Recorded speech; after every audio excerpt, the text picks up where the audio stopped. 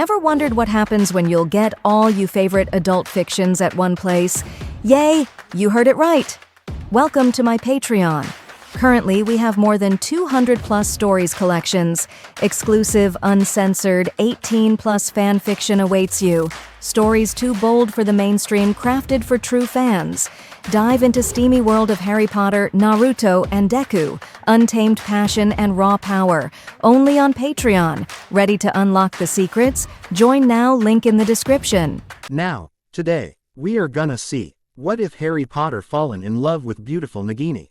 Join Patreon for early ACESS of Super Op stories, also adult and steamy Harry Potter stories too. Please subscribe this channel, because definitely I will try my best to provide a valuable content for you all. Also check the description to support the original author for this beautiful creation. The cold air in the small English town was blowing over her scales as she silently slithered through the air on invisible strands of power. If anyone saw the massive serpent moving through the air like it was swimming in water, they didn't notice or care as most were sleeping. Not many in the non-magical world could see her anyway as she moved through the night, using magic to stay in the air without needing to use a more cumbersome broom. The serpent was coiling in the air as she frowned before moving with lightning speed to avoid a flying motorcycle passing her by before it landed on the street below. Of course, this wasn't how her day even started at all. In fact, it had been a lot quieter a few days ago, when she arrived in the customs using a very powerful illusion that easily fooled the customs witch, slithering into London before taking to the sky with a simple spell, making sure her disillusionment charm was still active as she moved her illusio self through the streets like everyone else. She had come back to Britain to visit the father of a friend of hers, Aberforth, before returning on her way to see the jungles of South America. However, after getting an apartment with a balcony in the non-magical world, she had left to see what was going on in the magical world itself. She flew around before moving her illusion into the hidden alleyway that was Diagon Alley. Moving through the shops and stores before leaving, she avoided any goblin-run establishments due to their rather high-end security, her preference being that of dwarves the northern lands or of Naga-run businesses of the Asian continents for keeping her money safe. She soon headed towards the Highlands of Scotland to visit Aberforth, reapplying the warming charms across her body. Being nearly 28 feet in length and twice the size of a man's thigh was rather annoying to Nagini, the former maledictus using her tail tip as a surrogate wand. It didn't help that as a magical witch turned serpent, wand usage was a rather big problem. So, she had learned to use her tail tip as a substitute. Thankfully, she didn't have the problems other maledictus had, which was loss of intelligence or magic in the case of witches. However, she had been too far along in her curse to be able to change back into a human. She remembered who helped her find the man that cursed her mother for not becoming his mistress. Gellert Grindelwald had diverted his network to help her find the man before she forced him to remove the blood curse on her. However, the curse had been in her body for far too long and she would eventually get stuck as a human. There was very little room for a witch that was stuck in a serpent body, if you looked in places like Britain or England specifically. Places like the magical communities of India accepted serpents as a part of their culture and even revered parselmouths for their ability to communicate with the serpents. Nagini flew in slow, lazy spirals over the quiet streets of Little Whinging, her forked tongue flicking out to taste the air. The night carried scents of damp pavement, chimney smoke, and the acrid tang of lingering magic. Below her, the streetlights bathed the tidy houses in a sterile orange glow, their warmth swallowed by the biting November air. The cold did not trouble her, not with the warming charms woven seamlessly into her scales. But she wondered how a human child would fare in such conditions. Her dark eyes narrowed as she observed the figures gathered on the doorstep of number 4, Privet Drive. Even at a distance, the presence of Albus Dumbledore was unmistakable. His aura, like a beacon, pulsed against the night.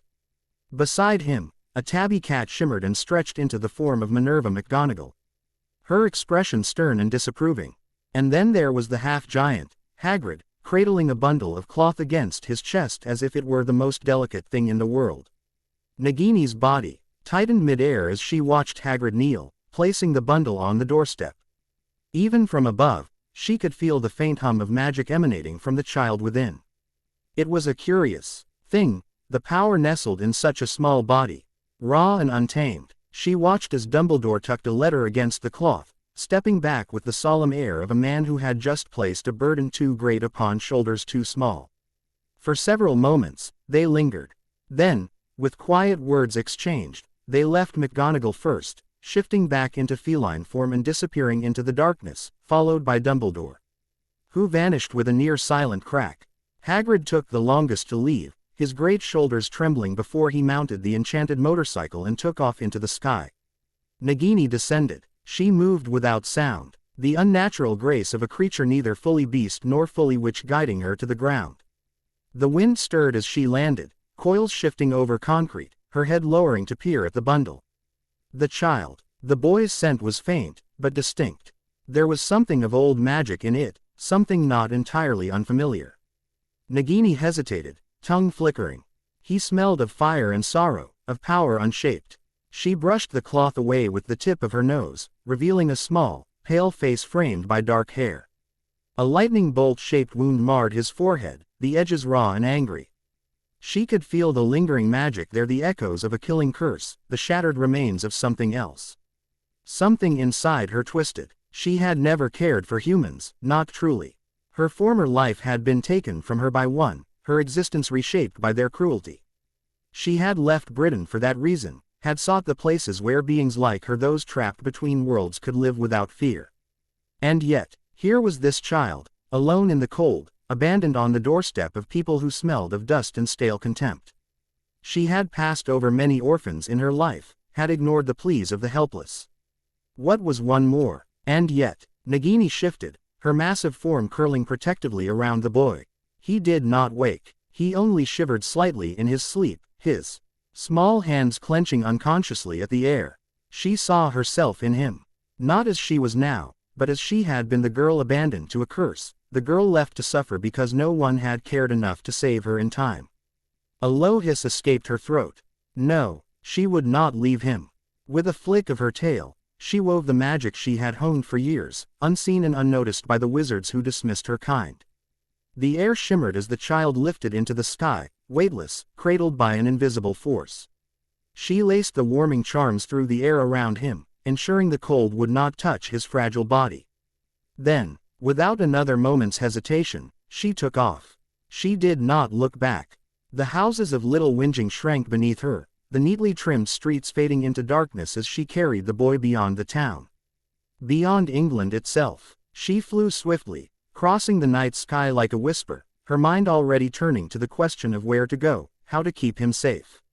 He would never know the name Potter, at least not yet, not until he was older.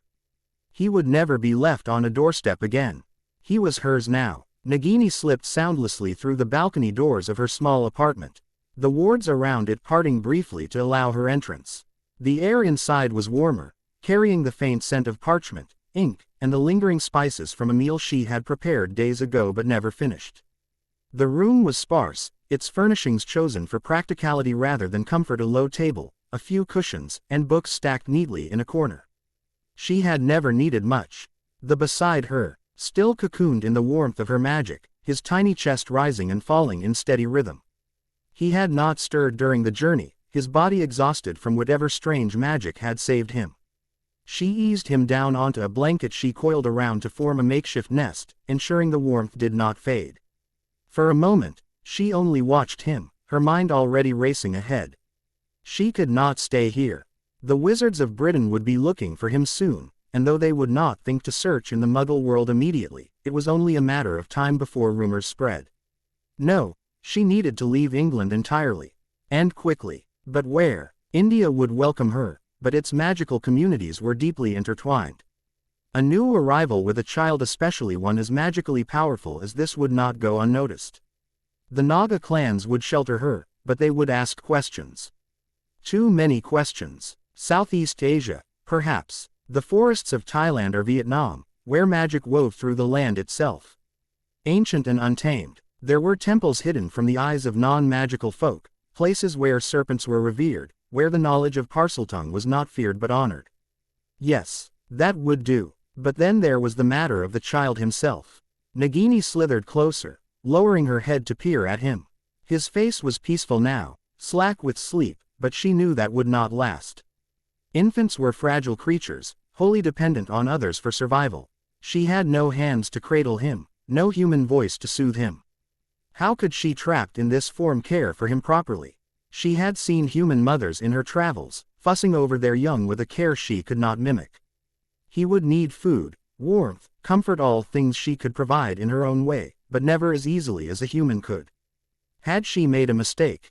Her coils tensed slightly at the thought, uncertainty creeping in where resolve had been. Then, a small noise. A soft murmur, followed by a faint wriggle. Nagini stilled as the child's tiny green eyes fluttered open, unfocused and dazed from sleep.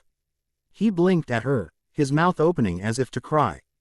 And then he hissed. A soft, wordless babble, no. Different from any other infant's gurgling, but to her ears, it was unmistakable. Parseltongue. Nagini recoiled in shock, her mind struggling to process what she had just heard. The boy blinked again, his little face scrunching in confusion at her reaction, before he made the sound again, a string of meaningless syllables, yet clear as day in the language of serpents. He was speaking to her. She let out an instinctive, cautious hiss in return, a simple sound of acknowledgement. The child responded immediately, his tiny hands waving as if in excitement. He did not seem frightened by her, nor confused by the language that left his lips so naturally. Understanding dawned on her slowly, like the first rays of morning light over the horizon. She would never need to worry about miscommunication. He could understand her. A slow, unfamiliar warmth spread through her chest, something ancient and primal. Connection. Recognition. She had taken him in on impulse, thinking only to prevent another soul from being abandoned as she had once been. But now, she realized, this was something far greater. This boy Harry was hers in a way she had never expected. And she would make sure he would never be alone again. With renewed certainty, Nagini curled protectively around him, her mind already shifting to the preparations she would need to make.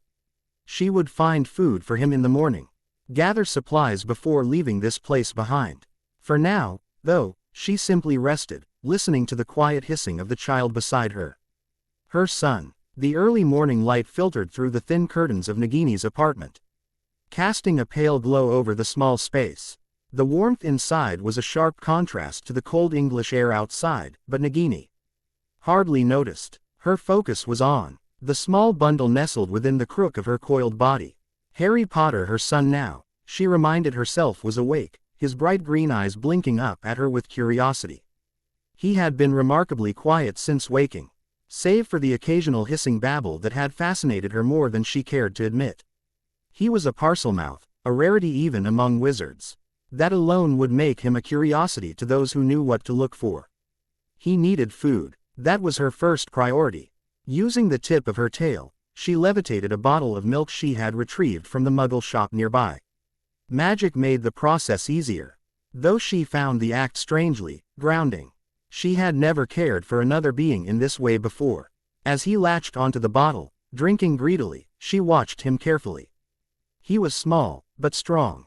His magic thrummed beneath his skin, raw and untamed. A powerful child, and one she needed to keep far away from those who would seek to control him. As he fed, she turned her attention to the maps and books she had gathered in preparation for their departure. Her gaze flickered over the pages, considering her options. Southeast Asia had been her first thought, a land LLED with hidden temples and deep forests, but the more she thought about it, the less ideal it became.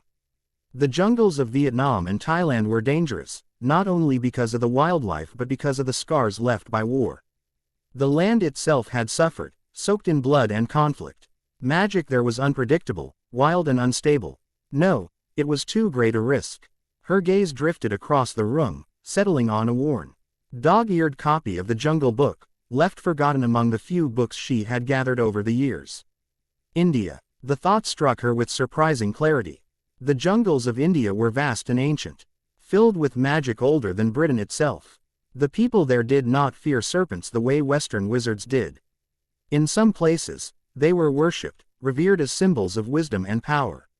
She would not need to hide as much, would not need to strain herself maintaining an illusionary human form for long periods. More than that, India was stable. The magical communities there were deeply rooted. Their traditions strong. It was a place where she could disappear, where she could raise Harry away from prying eyes. Yes, India was the right choice. But the real question was how to get there. The British Ministry of Magic would soon realize that the boy was missing. The ICW, International Confederation of Wizards, might even get involved once they realized it was no ordinary kidnapping. They would be searching, watching for any sign of him. Traveling by magical means was risky. Portkeys, apparition, or international flow. Travel would all leave traces. The Muggle world, however, might offer safer alternatives. A ship, perhaps. It would take longer, but it was discreet. Airports were too tightly monitored, even in the Muggle world. But the sea was vast, and wizards rarely paid attention to Muggle shipping routes. Yes, that would do. She would secure passage on a vessel heading east, hiding in the cargo hold, keeping Harry close. It would be difficult, but it was safer than leaving magical traces behind. As she coiled protectively around Harry, she felt a sense of determination settle over her. They would leave soon, and once they reached India, she would make sure that no one, not Dumbledore, not the Ministry, not the remnants of Voldemort's followers, would ever take him from her. The air at the dockyard was thick with the scent of salt and oil. The distant hum of ship engines blending with the occasional shouts of workers. Nagini slithered silently along the damp pavement, her body concealed beneath layers of carefully woven disillusionment charms. Harry, wrapped in a sling secured to her back by magic, remained warm and hidden under the same enchantments. His breathing was steady, his small body relaxed against her scales. She had spent hours searching, gliding unnoticed through the labyrinth of towering shipping containers and stacks of cargo, scanning the transport schedules posted on the dockmaster were bound for Europe, Africa, or the Americas, but finally, she had found what she needed: a freighter departing for Mumbai within the hour. Perfect. Moving with quiet precision, she made her way toward the vessel, careful to avoid the workers bustling around the loading zone. Muggle sailors and dock hands paid no mind to the shifting air around them, unaware of the massive serpent weaving unseen through their midst. But it wasn't the Muggles she was worried about. Wizards were here. She caught sight of them near the customs office, 3 men in plain Muggle clothing, their postures too stiff, their eyes scanning the crowds with sharp intent. Aurors, most likely. Their presence confirmed what she had already suspected. The Ministry knew Harry was missing. She pressed herself against the cold steel of a cargo container, ling herself to stillness as the wizards moved closer. One of them, a thin man with dark hair, pulled out a pocket watch, tapping it with his wand. Still nothing, he muttered to his companions. They could be anywhere by now. Another grumbled. This is a waste of time. If the kid was taken out of Britain, it wasn't by boat. Orders are orders, the first replied. They want every major port checked. Just keep looking. Nagini did not breathe, did not move. She had masked her magical signature well, but paranoia was a survival instinct she had never quite abandoned. Slowly, carefully, she slithered backward, moving along the edge of the dock toward the ship's loading ramp. One of the workers shouted something, and the Aurors turned, distracted.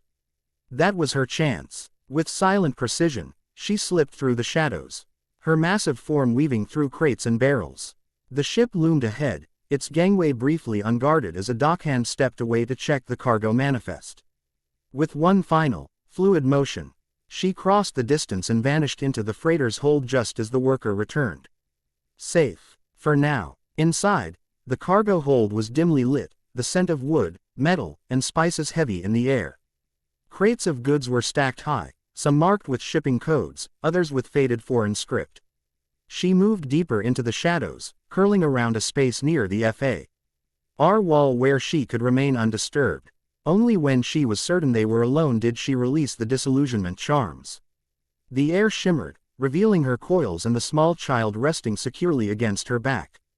They had done it. They were leaving England behind.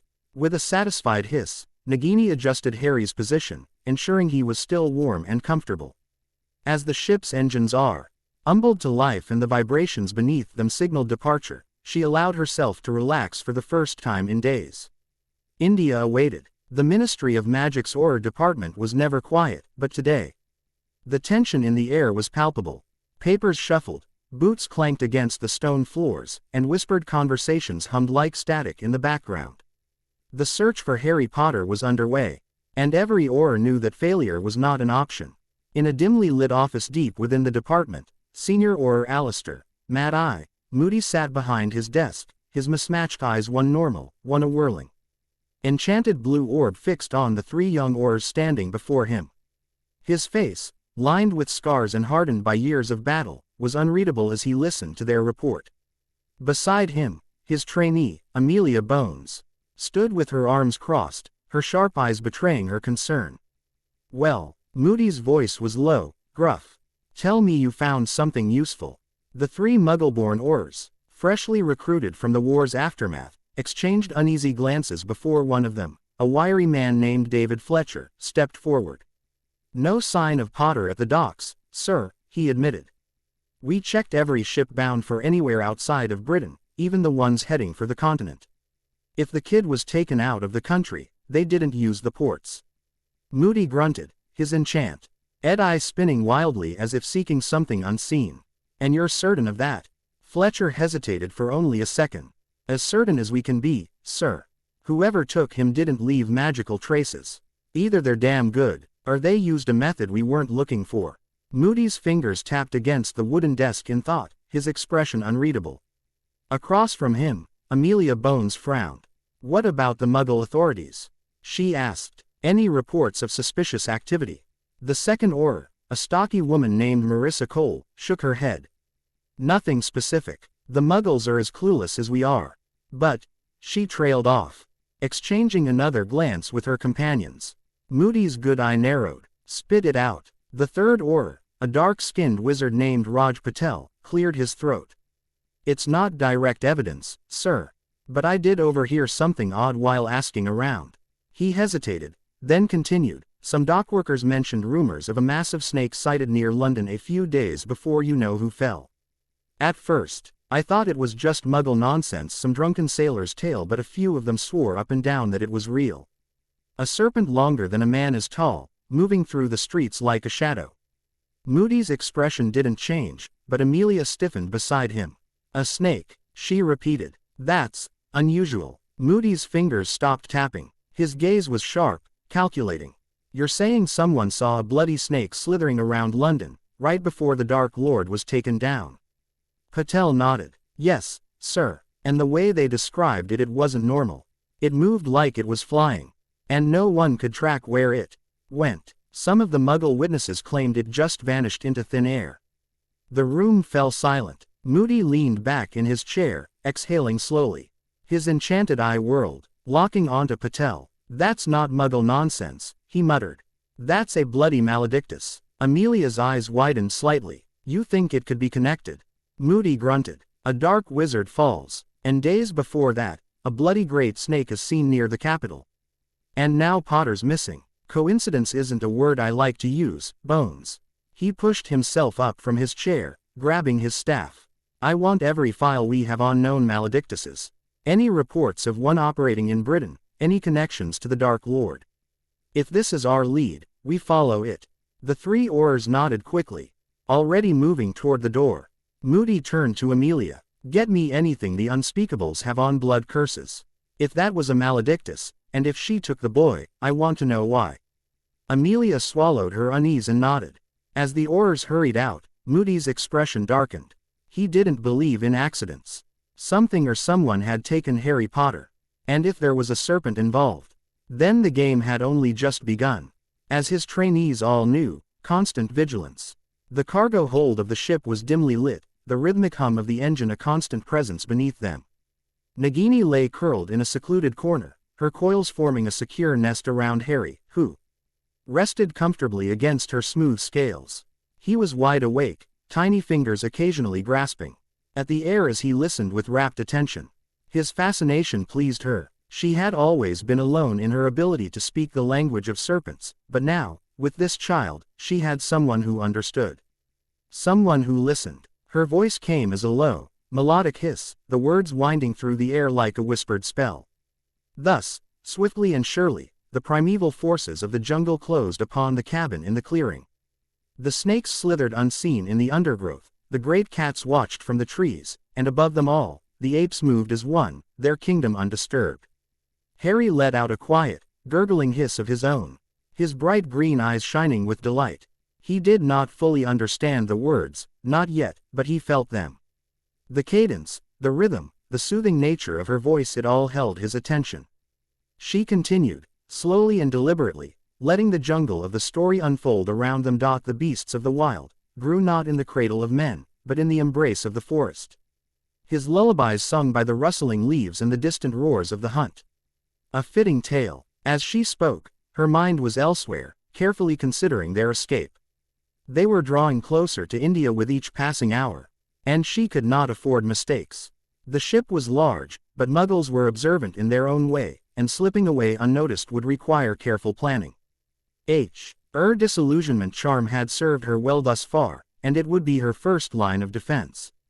With both herself and Harry invisible, they could move unseen through the ship. The featherweight charm, combined with a controlled levitation spell, would allow her to move without making a sound, gliding through the air as if she were nothing more than a shadow. But what if something went wrong? She needed alternatives. Option 1. The cargo nets. She had seen the way the ship was unloaded at port. Crates were lifted by large nets and swung onto the docks. If she timed it correctly, she could slip into one of these nets, hiding among the cargo as it was transferred. Risky, but feasible. Option 2. The mooring ropes. The thick ropes used to secure the ship to the dock could serve as an escape route. Once night fell and the crew's attention was elsewhere, she could slither down, unseen, into the shadows of the port. Option 3. The lifeboats. Muggle ships carried emergency lifeboats, stored along the sides of the deck. If she could detach one and guide it away under cover of darkness, she and Harry could reach shore unnoticed. She would decide when the time came. Flexibility was key. For now, she returned to the book, lowering her head so that Harry could nestle against the warmth of her scales. His little hands rested against her, his soft hissing noises slowing as sleep began to claim him. Thus, the jungle whispered to him, teaching him its secrets, and he listened as one of its own. Nagini's voice softened. She would teach this child, too, not just the ways of the jungle, but the ways of survival. For he was hers, and she would protect him no matter what it took.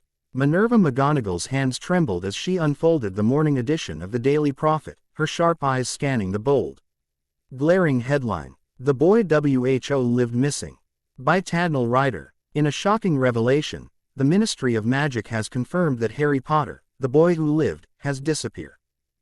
From his relative's home at number 4, Privet Drive. Aurors have been dispatched across the country, but as of yet, no leads have surfaced regarding the young wizard's whereabouts. Senior Auror Alistair Moody, heading the investigation, has refused to comment, but sources within the Department of Magical Law Enforcement report growing concerns that this may be the work of surviving Death Eaters or worse, a foreign power seeking to use the boy for their own ends. With tensions high and the public demanding answers, the ministry remains in a state of uproar, scrambling to uncover the truth behind the disappearance of Britain's most famous child. Minerva barely managed to keep from crushing the paper in her grip. "Damn you, Albus!" Her lips pressed into a thin, furious line as she forced herself to set the newspaper down, smoothing out the wrinkles where her fingers had clenched too tightly. She could feel her Scottish temper rising, a heat burning in her chest as she fought the urge to storm straight to Dumbledore's office and give the man the verbal lashing of a lifetime. This disaster was exactly what she had feared. She had told Albus it was a terrible idea to leave the boy with those dreadful Muggles. She had warned him, pleaded with him to reconsider, but no, he had insisted it was for the best. That it was necessary for Harry's safety, for the greater good. And now, the boy was gone.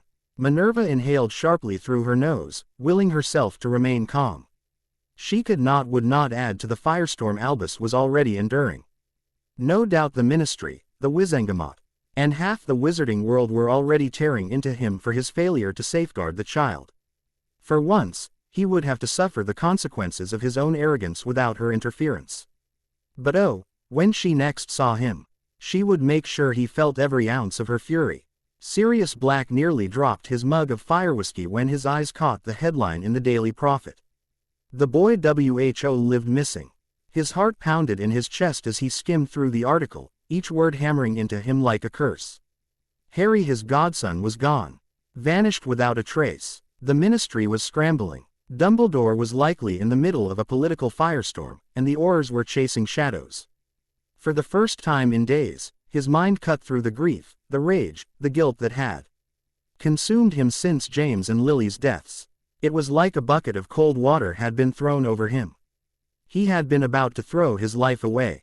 The moment he had seen Peter alive on that crowded Muggle street. All he had thought about was revenge. He had wanted to tear the rat limb from limb, to make him pay for what he had done. If he had acted on that impulse, he would have ended up in Azkaban before anyone could hear the truth. But Harry was missing, and that meant he could not afford to be reckless.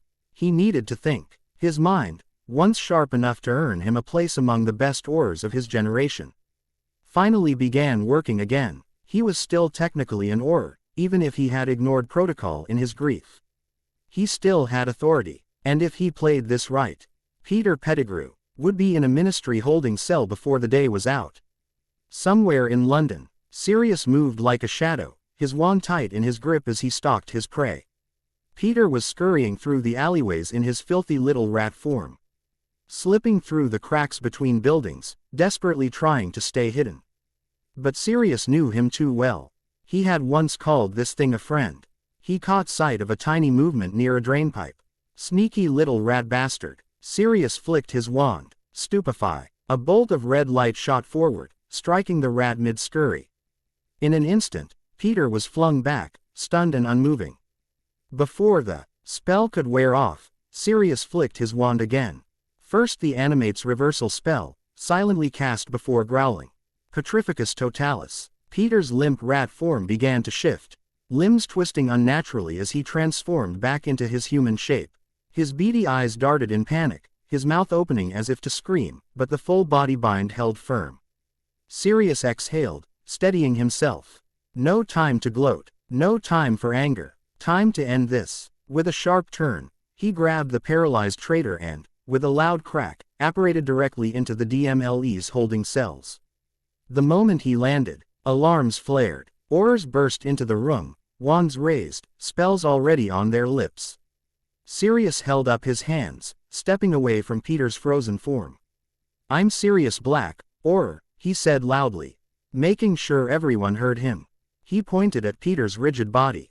"This is Peter Pettigrew. He's a traitor, a Death Eater, and the one who betrayed James and Lily Potter." His voice hardened. "I have proof." The aurors hesitated. Then, Moody himself stormed into the room, his magical eye whirling, locking onto the scene in an instant. His real eye widened slightly. "Bloody hell," Moody muttered. His gaze snapped to Sirius. "You'd better pray you're right, Black." Sirius let out a sharp breath, his pulse finally slowing. He was. And soon, the whole world would know it. The dim glow of a single overhead bulb flickered as David Calloway stepped into the cargo hold, clipboard in hand. The air smelled of salt, damp wood, and machine oil, the ever-present hum of the ship's engine vibrating through the metal floor beneath his boots. It was just another routine inventory check, nothing out of the ordinary except for the noise. A soft, rhythmic hissing echoed through the cavernous space. David frowned, pausing mid-step. Snakes. Here. That was impossible. The cargo checked before departure. There weren't supposed to be any animals on board, let alone something that hissed like. He moved cautiously, weaving through stacked crates and barrels, his pulse picking up slightly as the sound grew clearer. It wasn't just hissing, it was melodic, almost like a lullaby. Then he saw it. Curled in the shadows of the farthest corner was the largest snake he had ever seen. Its scales gleamed in the dim light, patterned in a dark, almost hypnotic pattern. But what stole the breath from his lungs was the sight of the tiny sleeping baby nestled safely within its coils. The child, no older than a year, was completely at ease, his little chest rising and falling steadily. His fingers curled into tiny fists against the serpent's smooth scales. And the snake was singing to him. Not in any way David had ever heard before, but the hissing tones had a strange, eerie cadence to them. Almost as if they carried words. Sleep, little one, safe in my coils, the serpent whispered in its foreign, sibilant language. No harm will come, no fear shall wake you. The stars watch above, and I watch below. David's breath caught in his throat.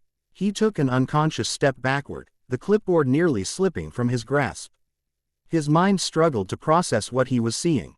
This wasn't normal. This was something out of a fever dream, something that didn't belong in the rational world he knew. The snake's head lifted slightly. Golden eyes met his. David felt something cold crawl up his spine. An ancient, predatory intelligence staring through him, assessing, measuring. Then, before he could react, before his mind could scream at him to run, something shifted. A whisper of magic swept over him like a tide, warm and suffocating. Obliviate. His vision swam, and then he blinked. He stood alone in the cargo hold. The crates were undisturbed. The floor was empty. There was no snake, no baby, just silence. David frowned, glancing at his clipboard. Why had he come back here again? Something had drawn his attention, hadn't it? His head ached faintly, shaking off the strange fog creeping at the edges of his thoughts. He muttered a curse under his breath and turned on his heel, heading back toward the exit. He had an inventory check to finish. Whatever it was that had distracted him, it clearly hadn't been important. Probably drank too much of Durok's homemade whiskey last night, he muttered to himself. The warm coastal air carried the scent of salt and spice as the ship docked in Mumbai's bustling harbor. Muggle workers moved about the docks with routine efficiency, unloading cargo and shouting instructions over the hum of machinery. To the average observer, it was just another freighter arriving from Europe, another transaction in the endless flow of goods that passed through the city's ports. But to the aurors of the Mumbai Department of Magical Law Enforcement, this ship was a puzzle wrapped in magic. Auror Inspector Rajat Singh adjusted his long, dark coat, his sharp eyes scanning the ship with trained precision. Magic lingered here, faint but undeniable, whispering through the air like an unfinished spell. He didn't like it. Magic left traces, and in India, unexplained magic often meant trouble. Behind him, Agent A. Radhya Patel examined the ship's manifest, flipping through the pages with quick efficiency. Cargo is standard, she murmured. No magical items listed, no records of wizarding passengers. By all accounts, this is an ordinary Muggle ship. Quote, except it isn't, Rajat said dryly, his fingers twitching toward his wand. You feel it too. The third member of their team, Priya Malhotra, frowned as she closed her eyes. Reaching out with her own magic, she shivered. There was a spell here.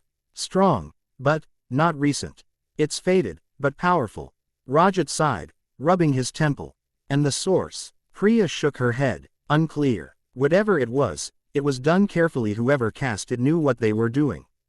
Aradhya lowered the manifest, glancing up at the ship with a wary expression. The real question is why? Why use magic on a Muggle vessel? What was being hidden? They had only just started their investigation, yet the situation was already raising more questions than answers. A quiet ahem drew their attention to Aditya Banerjee, the ship's assigned Muggle liaison. Unlike the rest of them, he wasn't in Auror robes, instead dressed in well-fitted Muggle attire. His job was simple: communicate with the Muggles in a way that didn't immediately terrify them. Well, Rajat asked, crossing his arms.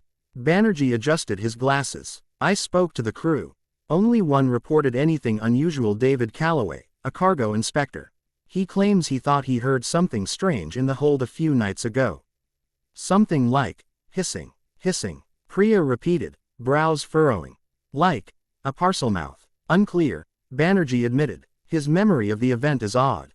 He doesn't recall seeing anything, but he remembers being startled for some reason. It's like he had a passing moment of fear but can't place why.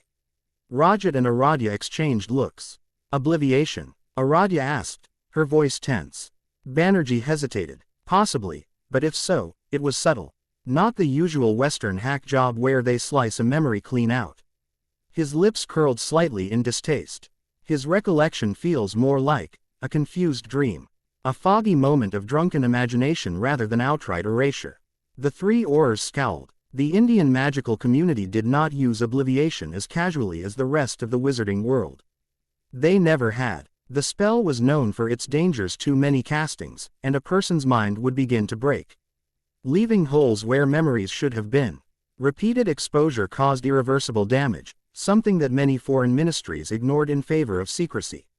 India's approach had always been different. Their magical society coexisted with Muggles more openly, subtly influencing legends, traditions, and beliefs rather than outright erasing knowledge. If a Muggle ever saw something they shouldn't, it was far safer to adjust the context of a memory rather than rip it out entirely. Whatever had happened to this man, it was done with precision, not the blunt force method typical of European wizards. Someone was hiding something, Priya murmured, her dark eyes thoughtful. And they were very careful about it. Rajat exhaled through his nose, his instincts on high alert. A Parselmouth, a skilled caster, and an unknown magical presence on a Muggle ship. This is bigger than a simple smuggling case. Aradhya nodded. What's our next step? Rajat's gaze flickered over the ship one last time before settling on the vast, sprawling city beyond the docks. Find out who used magic here. And why. Sirius Black stepped out of the interrogation room, rolling his stiff shoulders as if shaking off the weight of the last several hours. His throat was dry from talking, his head ached from the lingering effects of Veritaserum, but he was free. He had proven his innocence. Peter was in chains, his pathetic excuses dismissed under the weight of irrefutable truth. The Aurors had confirmed that Peter had been the Potter's secret keeper, and under the serum, he had confessed to everything. The traitor would be sent to Azkaban, where he belonged, and Sirius would not. Yet, despite his victory, he felt no relief. Harry was missing. The thought gnawed at him, an unbearable weight settling in his chest. He had failed his godson once by not being there when he needed him most. He wouldn't fail him again. Sirius Black, he turned sharply, his wand hand twitching out of habit, but it was only a ministry clerk. A young witch holding out a parchment envelope. No ministry seal, Gringotts. A letter came for you, she said, shifting nervously under his gaze. Frowning, he took the envelope, breaking the seal with one quick motion. To Sirius Orion Black, you were summoned to Gringotts at the earliest possible convenience. Head of House Arcturus Black requires your presence. This is not a request. Gringotts stared at the parchment. His grandfather, Arcturus Black, was summoning him. The last time they had spoken was years ago, before Sirius had stormed out of Grimmauld Place for good. Arcturus had never seemed overly interested in his rebellious grandson. He had tolerated Sirius's defiance in the way one might tolerate an amusing inconvenience. Why summon him now? More importantly, did Arcturus know something about Harry? Shoving the letter into his coat, Sirius turned on his heel, marching toward the ministry's flow network. Whatever the old man wanted, he'd find out soon enough. The goblins at the entrance barely spared him a glance as Sirius strode through the marble halls, his boots clicking against the polished floors. He was immediately escorted to a private meeting chamber, a heavy iron door closing behind him with a dull thud. At the far end of the room, seated in a high-backed chair, was Arcturus Black. The old man had aged since Sirius had last seen him. His once dark hair now a silvery white, his sharp aristocratic features lined with age. But his presence was as formidable as ever. His piercing gray eyes held all the weight of a man who had spent a lifetime maneuvering the labyrinthine politics of the Black family. Sirius, Arcturus greeted, his voice crisp, cool, and completely unreadable. Sit. Sirius crossed his arms. I wasn't aware we were still on speaking terms. Grandfather. A flicker of amusement crossed Arcturus's face before it was gone. You assume I summoned you for your benefit, he said dryly. Sit down, boy. Sirius clenched his jaw but sat. The moment he did, Arcturus pushed a document across the table. Sirius glanced at it and froze. His name was there, written in official Black family parchment. Sirius Orion Black, heir to the House of Black. What the hell is this? Sirius snapped, shoving the paper back. I was disowned. Remember, dear old mum blasted me right off the tapestry. Arcturus exhaled through his nose, unimpressed. Your mother, he said, voice edged with condescension, was never the head of the House of Black. She had no legal authority to disown you. He gave Sirius a withering look. Only the head can name an heir. I am the head, and I am naming you. Sirius opened his mouth then closed it. Because as much as he hated to admit it, Arcturus was right. The Black family wasn't just a name, it was an institution, governed by laws older than the ministry itself. Walburga might have been a raving lunatic, but she had never held the power she thought she did. And now, Arcturus was making his position very clear. Sirius let out a short, humorless laugh. You've got to be joking. Me, heir to the most ancient and noble house of Black. He gestured at himself. Do I look like someone who gives a damn about family? Politics? Arcturus gave him a measured look. No, and that is precisely why I am choosing you. Sirius blinked. I am dying. Sirius, Arcturus said bluntly. It will not be this year. Perhaps not even the next, but I am old, and my time is ending. His fingers tapped against the polished wood of the table. I have no suitable successor. You will take my place. Sirius scowled. Regulus is still alive. Quote, Regulus is dead, Arcturus countered sharply. As good as. He disappeared months ago, and I highly doubt he will return. His eyes gleamed. That leaves you. Sirius's stomach twisted, but he shoved the feeling aside. Regulus had made his choices. If he was truly gone, that was on him. He exhaled through his nose. Why should I care? What's in this for me? Arcturus's lips curled. Harry. Sirius stilled. Arcturus leaned forward, voice quiet but firm. Harry Potter is Doria Potter née Black's grandson. My grandson. His gray eyes were sharp. Hink I would not have a vested interest in his well-being. Sirius clenched his fists. He had forgotten. His grandmother, Doria, had been Arcturus's sister. Harry was Black blood. I will not have my great nephew lost to history. Arcturus continued. Nor will I allow you to fail him. Sirius's jaw tightened. I'm already looking for him. You'll need resources to do that properly. Arcturus gestured to the document between them. Sign, and you'll have them. Sirius hesitated. Everything in him screamed to refuse, to tell his grandfather to go to hell. He had spent years running from the Black family, from the expectations, the traditions, the chains. But this wasn't about him. This was about Harry, and Arcturus Black, for all his cunning, all his ruthlessness, was right. If Sirius wanted to find his godson, to keep him safe, to ensure that no one ever took him away again, he needed power. And the Black name, it had power. He grabbed the quill, and signed. Chapter 4. The dim light of the study flickered as Sirius Black rubbed a hand over his face, exhaustion settling deep into his bones. 5 damn years. 5 years of searching, chasing leads, bribing informants, and sifting through every rumor, every whisper, and every ridiculous conspiracy that so much as hinted at the whereabouts of his missing godson. And still nothing. Across from him, Remus Lupin sat hunched over a stack of parchment, his amber eyes scanning the latest reports they had gathered. The werewolf looked as tired as Sirius felt, his worn robes loose on his frame, a testament to years of struggle. This one's from a contact in Cairo, Remus murmured, flipping through a letter. Mentions an Andras, a foreigner seen traveling through the outskirts of the Indian wilderness with what some described as a feral child. But no mention of a scar. Sirius exhaled sharply, slamming his fist onto the desk. It's always the same. A whisper here, a sighting there. A boy seen in a jungle, living like a ghost. But nothing solid. He ran a hand through his now shorter, well-groomed hair, a stark contrast to the wild mess it had been 5 years ago. Remus sighed, setting the parchment down. At least we know he's alive. And more importantly, he's not in Britain. Sirius scowled. I figured that out years ago, Mooney. The moment we realized there was no trace of him anywhere in the Isles, I knew whoever took him had taken him far away. And they've kept him hidden ever since, Remus added, voice thoughtful. No school records, no magical traces strong enough to be tracked, no sightings in wizarding communities. Whoever took him didn't just kidnap him, Sirius. They're raising him. Sirius gritted his teeth. That had been his worst fear.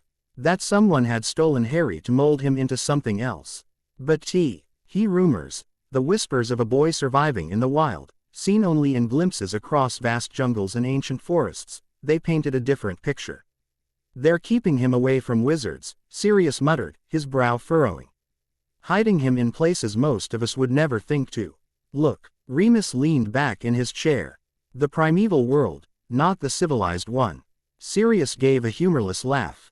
Well, that really narrows it down, doesn't it? He gestured to the scattered maps and notes littering the table.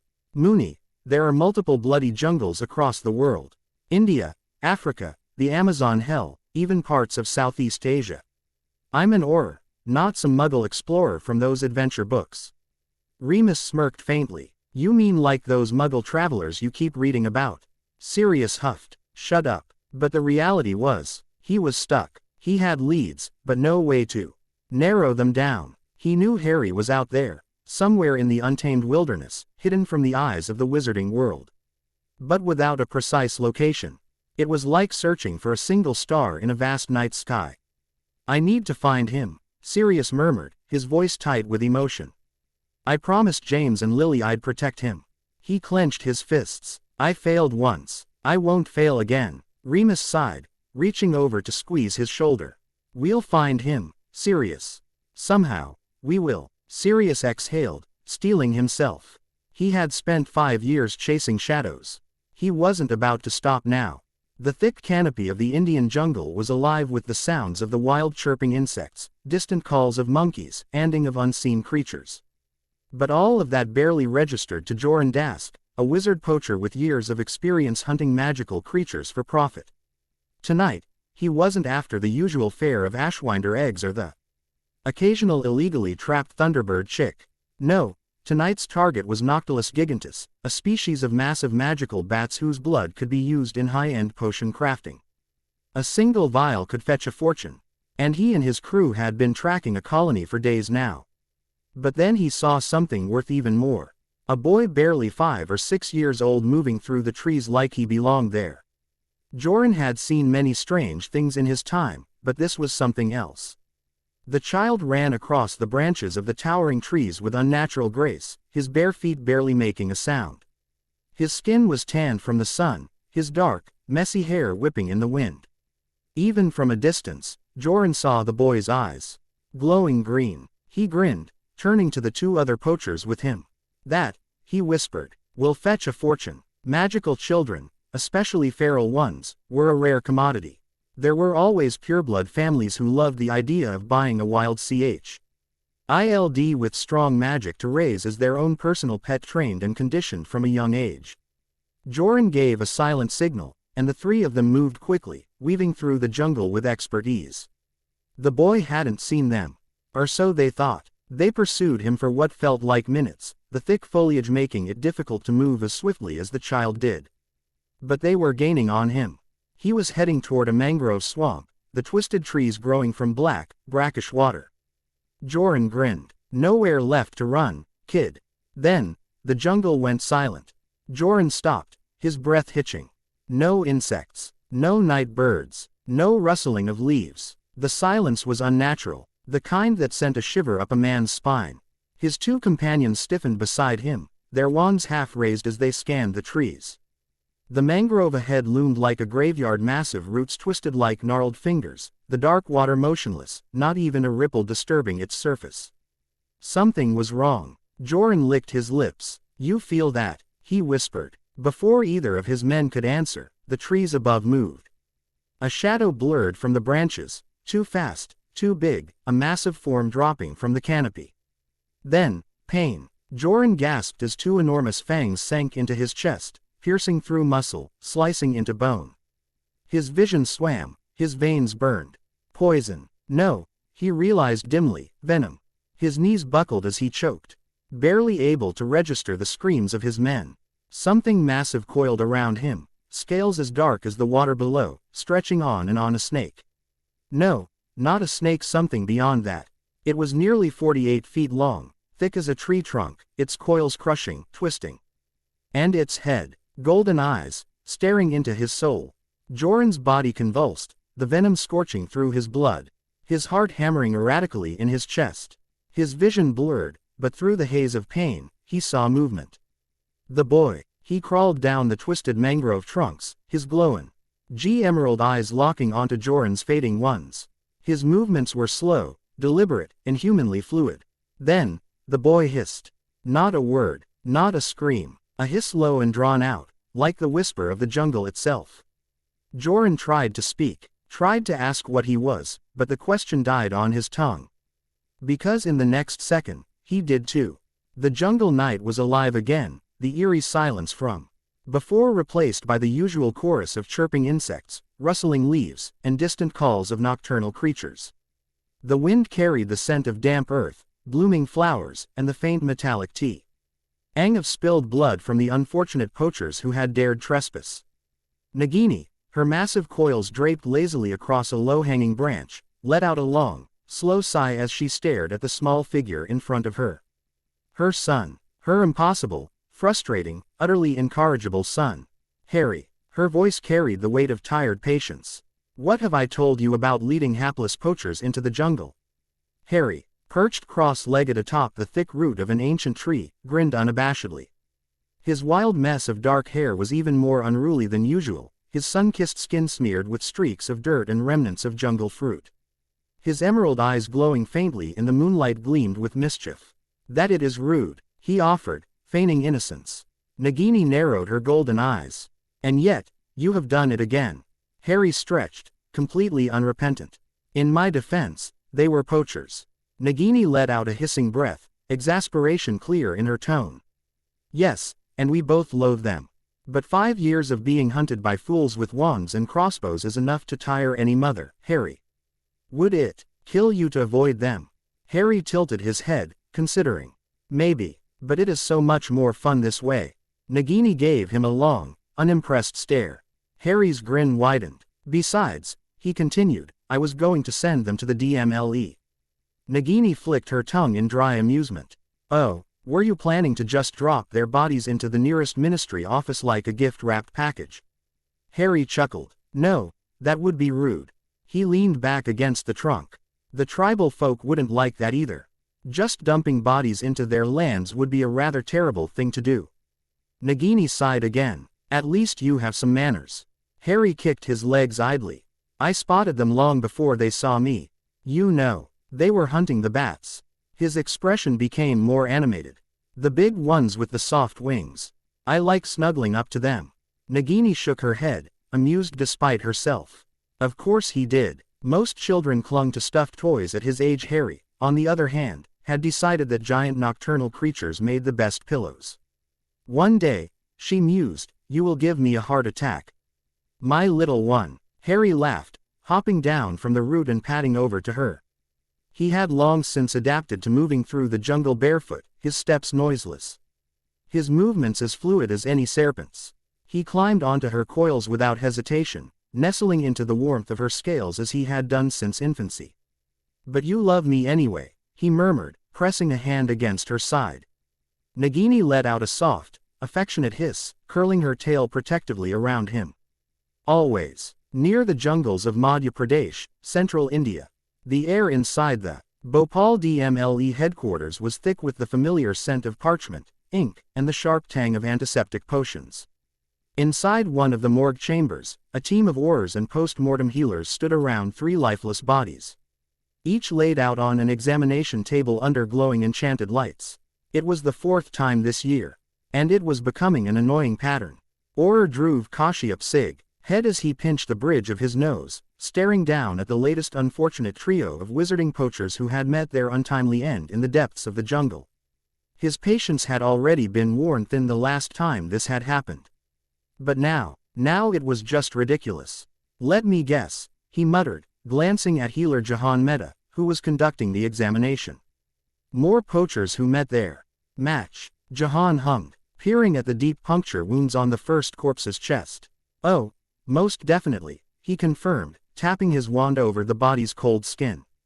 Cause of death: massive envenomation. The venom spread through the bloodstream in seconds, far too fast for any common snake. This was a magical one. Dhruv's partner, Auror Aisha Rao, crossed her arms. So they wandered into the wrong part of the jungle and got themselves killed. Again, Jahan nodded. And again, someone decided to portkey their bodies directly into our offices. There was an exasperated silence. Dhruv ran a hand down his face. I'm sorry, how in the name of the ancestors is this still happening? Portkeys are tracked. Someone should have picked up on the unauthorized usage. Whoever is doing this isn't stupid, Dhruv. They've been at this for nearly a year. The portkeys are subtle, with zero Magical signatures attached to them. Not even our best enchanters have figured out how they're being made. Jahan raised an eyebrow. So, in short, some unknown person is going around hunting poachers, letting them die to the jungle, and then casually dropping their bodies into the DMLE like it's a parcel delivery service. That is exactly what is happening. Aisha let out an annoyed sigh. And frankly, it's getting on my nerves. Dhruv grumbled under his breath. Let's go over this again. What do we know? Aisha listed the facts off on her fingers. 1.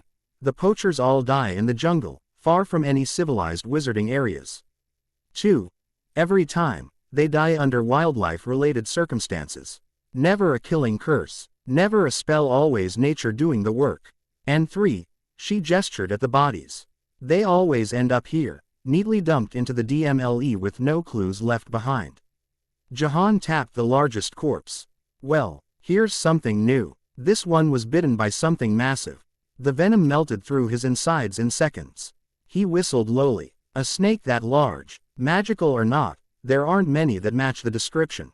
Dhruv's frown deepened. A runispore. Jahan shook his head. Too small. And runispores have 3 sets of puncture wounds. This is 1 bite. That means a single head. A constrictor-sized venomous serpent shouldn't exist, but, he gestured at the corpse. Well, here we are. Aisha let out an exaggerated groan. Brilliant. So now we have an unknown giant venomous snake running around.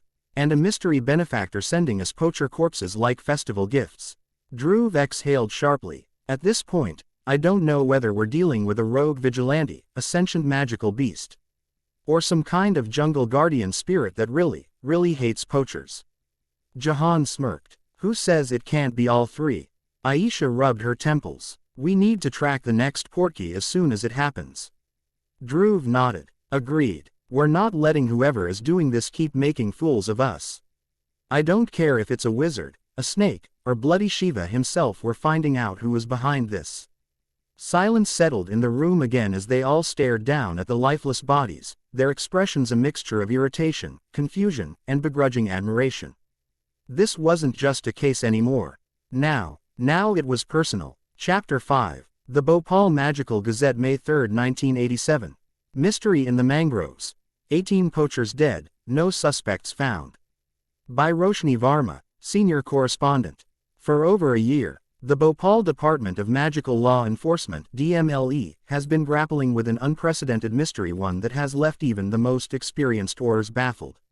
A staggering 18 known poachers, all illegally hunting magical creatures in the dense jungles of Madhya Pradesh, have been found dead under eerily similar circumstances.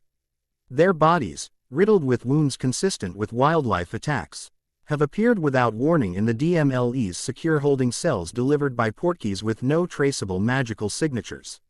The latest case, recorded just last week, has only deepened the enigma. Healers confirm that the victim died from massive envenomation caused by a venomous serpent of unnatural size. Yet, no known species in India matches the sheer scale of T. He injuries, suggesting either a previously undocumented magical creature or something far stranger. A jungle with no answers. Efforts to investigate the origin of the portkeys have led aurors to a single, recurring location: a vast, magically dense mangrove deep within the jungle, known for its eerie silence and lack of human settlements. Attempts to track magical disturbances within this region have proven futile, as whatever force resides there seems to mask its presence with alarming efficiency. Head Auror Dhruv Kashyap, who has been leading the investigation since the first body appeared, voiced his frustration at the lack of progress. We know where the bodies are coming from, but we don't know who or what is behind it.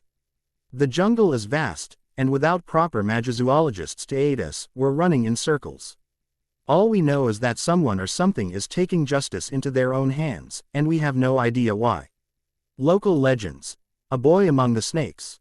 Interestingly, some tribal leaders from local indigenous communities have spoken of a boy raised by a massive serpent, a tale dismissed by many as mere folklore. According to these stories, a child, barely older than 6 or 7, has been glimpsed in the jungle, living outside human civilization and moving with unnatural agility through the trees.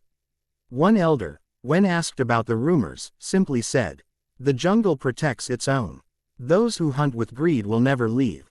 Whether this is a mere myth or something more remains to be seen. For now, the DMLE urges all magical individuals to exercise extreme caution when traveling near the mangrove regions and to report any sightings of unusual wildlife activity. But one thing is certain: something watches over the jungle. And it does not forgive. The room was dimly lit. A few scattered candles casting flickering shadows against the walls. Parchments, maps, and old texts were strewn across Sirius Black's desk, remnants of his nearly 6-year search for Harry Potter. Every lead, every whisper of a boy seen in the wild, had led to dead ends. Until now, Sirius stared at the Beautyfull Magical Gazette magically translated into English, his gray eyes scanning the article again and again. His heart hammering in his chest. A boy raised by a massive serpent. A child, barely older than 6 or 7, glimpsed in the jungle, living outside human civilization. Something watches over the jungle. And it does not forgive. Harry, Sirius whispered. It had to be. He looked up at Remus, who sat across from him, his expression cautious but hopeful. This is the best lead we've ever had, Mooney. Remus nodded, leaning forward. It does match what little we know. The sightings, the disappearances, it all points to a child hidden in the jungle. But Sirius, there's more. Sirius frowned. More. Remus exhaled and pulled out a separate scroll, one carrying the seal of Gringotts. Sirius's stomach twisted. What is this? Remus slid it over. I took your advice and add Gringotts, do a deep lineage check on Harry. Not just the Potters, but his maternal line. He hesitated. What they found is unexpected. Sirius broke the seal, his eyes quickly scanning the document. The more he read, the more his heart pounded. Lily Evans' ancestry was not just a random Muggle-born heritage. She was a direct descendant of Salazar Slytherin. Not from the Gaunt line, not from the inbred, magic-degraded remnants that had produced Voldemort, but from the main line. The one that had vanished into obscurity centuries ago. Sirius barely breathed. He's a Parselmouth, he said, his voice hoarse with realization. That's why he's survived. Remus nodded. And that's why the jungle and the snakes have protected him. Sirius stood so fast that his chair nearly toppled over. We need to leave. Now. Remus grabbed his arm before he could storm toward the fireplace. Sirius, wait. We can't just charge into the jungles of India blind. This isn't like tracking a rogue Death Eater. In Nocturne Alley, this is untamed wilderness. We need to prepare. Sirius clenched his jaw. He knew Remus was right, but the sheer need to find his godson made patience unbearable. Still, he forced himself to take a breath. Remus continued, his voice firm. We'll contact the Beautyfull DMLE. Find out everything they know about these bodies turning up, about the mangrove where this is happening. If Harry's really there, we need a plan. Sirius exhaled, nodding stiffly. A plan, right. But no matter what, he was going to find Harry. And this time, nothing was going to stop him. Dhruv Kashyap had to, alt with many absurd things in his career: cursed smugglers, incompetent ministry officials, a herd of rampaging mooncalves in the DDING. But this was quickly climbing his list of why did I even come into work today. A fresh message had just arrived at his desk via an official Gringotts courier, one bearing the crest of the House of Black. Britain. Of course it was Britain. With a deep sigh, Dhruv unfolded the parchment, his tired eyes scanning the contents. The message was crisp, polite, and formal, but the request itself made his head throb. To Auror Dhruv Kashyap, I hope this message finds you well. I am Sirius Orion Black, head of the House of Black, and I am writing to request a formal discussion with you regarding the ongoing incidents concerning a rumored, feral boy, seen in the jungles of Madhya Pradesh. My associate, Remus Lupin, and I believe this matter may be of great personal significance to us. If you are available, we request a secure international flow meeting at your earliest convenience. Please inform us of your availability. Sincerely, Sirius O. Black, head of the most ancient and noble House of Black. Dhruv ran a hand down his face. Why is my day getting weirder? Aisha Rao, who had been casually sipping chai at her desk, raised an eyebrow at his suffering. What is it? Dhruv waved the letter at her. British nobility wants to talk to me about the jungle child. Aisha choked on her tea. What? Dhruv leaned back in his chair, staring at the ceiling.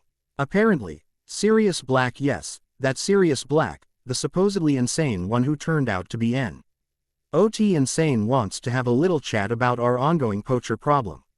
And the mysterious boy no one has been able to catch. Aisha's lips twitched. Huh, that's all you have to say. Huh, she shrugged. I mean, it makes sense. Someone clearly cares about the kid. We've all been wondering who, and maybe we're finally about to get an answer. She smirked. Besides, Black's a former Auror, right? Maybe he'll be useful. Dhruv groaned. I hate that you're making a good point. Aisha grinned, setting her cup down. So, when's the meeting? Dhruv sighed. Let's just say, as soon as I can figure out how to deal with a raging British noble with a missing heir complex without getting a migraine. He grabbed his quill and begrudgingly wrote his reply. This was going to be one hell of a conversation. Chapter 6. Chapter 7. The fire crackled softly in the ornate hearth, casting long shadows across the dark paneled walls of Grimmauld Place. The study smelled of aged parchment, fine ink, and lingering scent of old magic woven into the very foundation of the Black ancestral home. Sirius Black sat across from Arcturus Black, his formidable grandfather and the former head of house, who now regarded him with sharp, assessing eyes. Despite his age, Arcturus was still as commanding as ever. His silver-white hair was neatly combed back, his aristocratic features hardened by decades of navigating wizarding politics. Though he had officially passed the title of Lord Black to Sirius, his cunning mind remained as sharp as ever. And right now, that mind was entirely focused on the troubling tale Sirius had just relayed. The mangrove, the creatures, the boy with glowing green eyes, moving like a phantom through the trees. Arcturus sat back in his chair, his fingers steepled beneath his chin. So, you found something after all. Quote, Sirius exhaled, dragging a hand through his hair. Yeah, but we're not equipped to handle this. His frustration was evident. That place is wrong, Arcturus. I've seen a lot of strange things in my life, but this jungle. It's alive in a way that makes my instincts scream. He clenched his jaw. If Harry is in there, we need to be careful. Rushing in could get us all killed. Arcturus nodded slowly. Then the answer is simple. He leveled Sirius with a pointed look. You need an expert. Sirius frowned. I had magizoologists with me. Not good enough. Arcturus waved a dismissive hand. The two you had may be competent, but they are not who you need. If you want to navigate that mangrove, you need someone who understands magical ecosystems on a fundamental level. Someone who can tell you what is natural and what is not. Sirius's frown deepened. You're suggesting someone specific. Arcturus gave a slow, deliberate nod. Newton's commander. Sirius hesitated. Newt's commander is in America, last I heard. And the British ministry and Makusa haven't exactly been on friendly terms since 1975. Arcturus scoffed. Yes, because some halfwit from the British ministry decided it would be a good idea to unleash a captive chimera in the middle of an American Muggle zoo in St. Louis. Sirius winced. Yeah, that was a disaster. A diplomatic nightmare, Arcturus corrected sharply. Makusa nearly cut off all international cooperation with our ministry after that idiotic stunt. The only reason they didn't was because our unspeakables managed to smooth things over barely. He shook his head. Regardless, Scamander is not MACUSA's man. He answers to no one but himself. Sirius exhaled, leaning forward. You really think he'd help? Arcturus's eyes gleamed. I think if you tell him that there is an undiscovered magical ecosystem hidden within the depths of the Indian jungle, one possibly harboring an unknown guardian beast and a wizard-raised child, he'll be on the next international portkey before you can finish the bloody sentence. Sirius considered it. Newt's commander was legendary in the field of magizoology. If anyone could make sense of the cryptids lurking in that jungle, it was him. And if Harry was in there, hidden among the creatures, then Sirius needed every advantage he could get. He sighed. All right, I'll send the letter. Arcturus gave a satisfied nod. Good. And don't waste time, Sirius. Your godson has survived in that jungle for years, but how much longer can he stay hidden before something else finds him? Sirius swallowed hard. He didn't intend to find out. The morning sunlight streamed through the windows of the Scamander home, casting a golden glow over the breakfast table where Newt Scamander sat, happily absorbed in his morning tea and a plate of toast with marmalade. Across from him, his wife, Porpentina, China, Scamander, sipped her coffee, flipping through the latest edition of the American Wizarding Times. It was a rare, quiet morning, the kind of peace that usually didn't last long in the Scamander household. Then a sharp cry echoed outside the window. Both of them looked up just as a large, sleek American messenger hawk swooped in through the open window, landing gracefully on the edge of their dining table. Newt set down his tea immediately. "Oh, hello there." The hawk ruffled its feathers, extending its leg, where an official-looking scroll was tied. The seal on it was unmistakable: House Black, Britain. China raised an eyebrow. Sirius Black, haven't heard that name in a while. Newt untied the letter and unrolled it, his sea-green eyes quickly scanning the contents. As he read, his expression shifted from curiosity to deep, intense focus. China knew that look. That was Newt's adventure sense, tingling. By the time he finished the letter, he was already standing, reaching for his battered leather case. China chuckled, setting down her coffee. "You haven't even told me what it says, and you're already packing." Newt, distracted as he rifled through his belongings, murmured, "Fascinating, a hidden magical ecosystem, entirely undocumented cryptids, a lost wizard-raised child, oh. And possibly a guardian beast of unknown origin." China sighed fondly. "So, we're going to India then?" Newt beamed at her. "Yes. Would you mind packing essentials while I prepare my travel gear?" China shook her head, amused but not at all surprised. She picked up the letter, quickly skimming through it herself. She mused aloud. "Sounds like I'll need to pick up some India-appropriate outfits while we're there."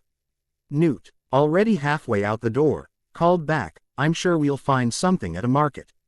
China chuckled to herself, shaking her head.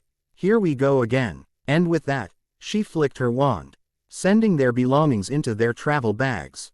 The Scamander adventure. Auror Dhruv Kashyap was so very done. His day had already been bad enough wrangling reports about murdered poachers, cryptid-infested mangroves, and a possibly feral wizard child living among the wildlife. Now he was stuck in a long-winded meeting with the head of the Department of Magical Creatures, Professor Amrit Reddy. A man who had spent the last 45 minutes droning on about the ecological importance of whatever the hell lived in that jungle instead of how to find the missing boy. "Of course," Reddy was saying, adjusting his round spectacles, "if we were to fully understand the nature of this ecosystem, we would need proper field research teams, careful magical tracking, and—" The door slammed open. Auror Aisha Rao stepped in, grinning like she had just set up the best prank of the century. "Heads up, Dhruv," she said, far too cheerfully. "Your headache's about to get worse." And then she led in Newt Scamander and Porpentina Scamander. Newt was practically vibrating with excitement, his sea-green eyes alight as he scanned the room before immediately zeroing in on the two magizoologists who had accompanied Dhruv into the mangrove. "Oh, you must be Arvind Iyer and Reena Deshmukh." Newt beamed, stepping forward far too quickly for a man his age. "I read your repo. RTS about the Noctilus gigantus colony and the Nagaraja crocodilians, absolutely fascinating. Tell me, have you conducted a full magical analysis on their behavioral patterns, or is this mostly based on field observation?" Arvind, caught between stunned admiration and awkward bafflement, stammered, mostly field observation, but we—" "Oh, wonderful, wonderful." Newt clapped his hands together, already pulling a worn leather notebook from his coat. "Then we'll have so much to discuss. I was just thinking about the adaptive qualities of semi-aquatic magical reptiles, and your findings could be groundbreaking."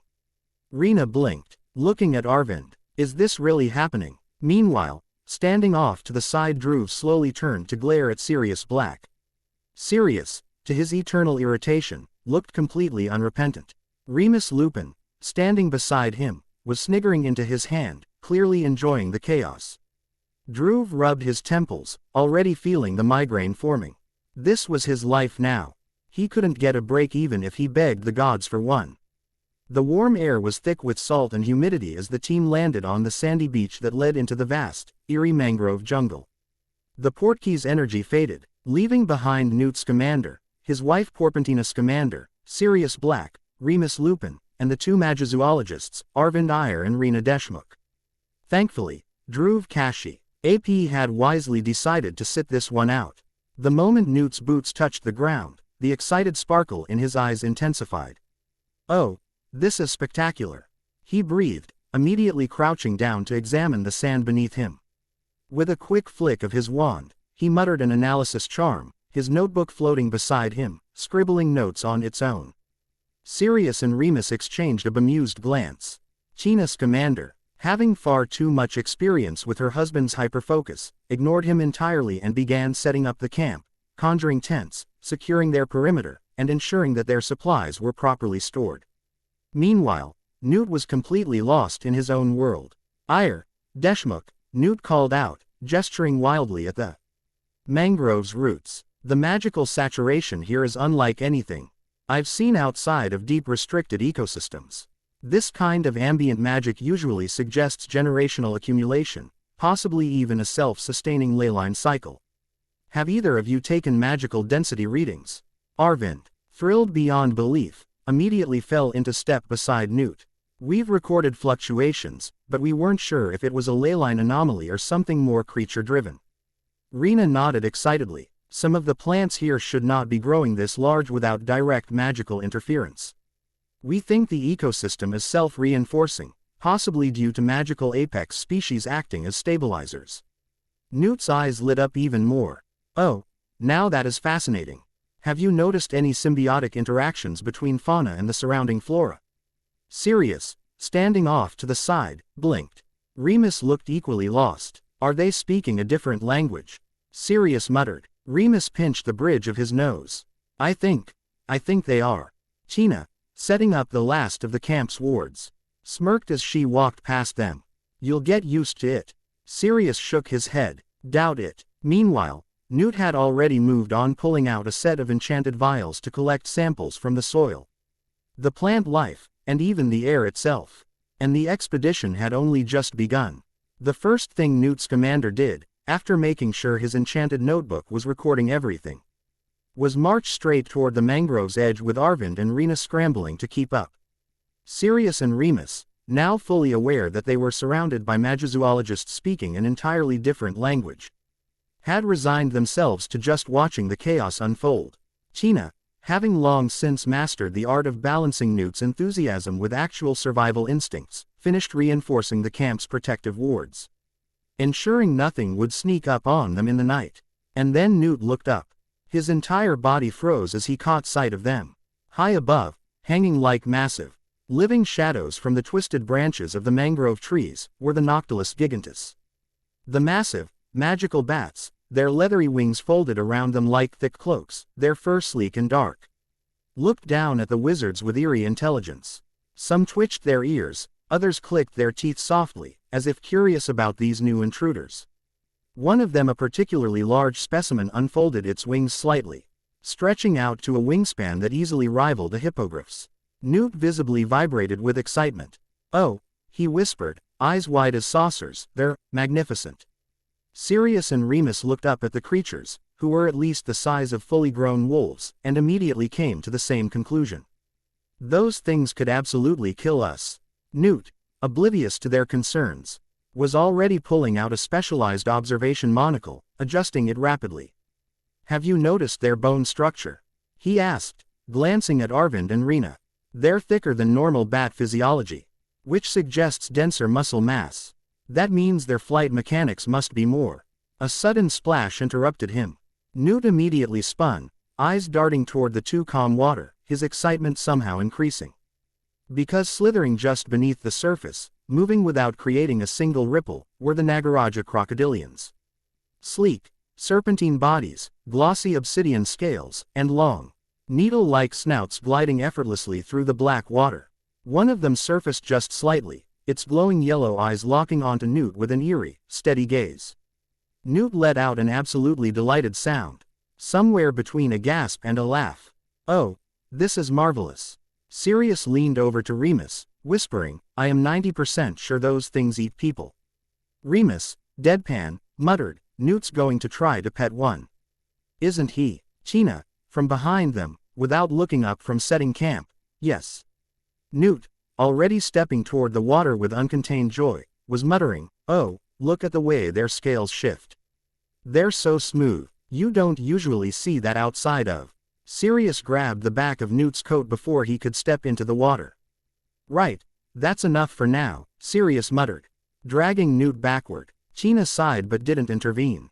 She had already prepared containment spells for when her husband inevitably ignored all common sense. Newt, however, wasn't deterred at all. Because now he knew for sure. This was an ecosystem unlike any other. And as the sun dipped below the horizon, the mangrove changed. The dense jungle, already eerie during the day, became something else entirely, and the Mo-Online scent fungi along the trees cast an ethereal blue glow, illuminating the tangled roots and dark, glass-like water in an unnatural shimmer. The massive bats, once sleeping, began to stir, their massive wings unfolding, revealing red-gold eyes that gleamed in the darkness. But it was what Newt's commander found just as dusk settled that had him positively glowing with excitement. Standing atop a gnarled root, half shadowed by the thick foliage, was a creature unlike anything recorded in modern magizoology. It had the predatory grace of a hawk, but its scaled, muscular body was unmistakably reptilian, a cross between a Komodo dragon and a raptor, its sleek feathers blending seamlessly into its thick, plated hide. Its taloned feet gripped the branch with deadly ease, while its powerful tail flicked behind it, keeping its balance as it observed the wizards with unsettling intelligence. Newt, practically vibrating, whispered to Arvind and Rena, "Do you see this? Do you see this?" Rena's jaw had dropped. That's a Ravana drake. But that species was only theoretical. Well, Newt grinned, not anymore. Before he could even consider approaching, the creature let out a sharp, piercing cry, unfurled its half-feathered, half-scaled wings, and vanished into the canopy in a blur of motion. Newt, despite missing the chance to observe it longer, looked thrilled beyond words. Sirius, watching from the side, muttered to Remus, "He's going to die out here, isn't he?" Remus sighed. "Tina won't let that happen." Speaking of Tina's commander, she was currently directing the newly arrived Auror reinforcements that had just portkeyed in. The Bhopal DMLE, realizing the magnitude of what they were dealing with, had sent multiple teams of highly trained Aurors not just to support the expedition, but to protect the magizoologists from whatever the hell was lurking in this jungle. Even if Newt's commander seemed blissfully unaware of his own mortality.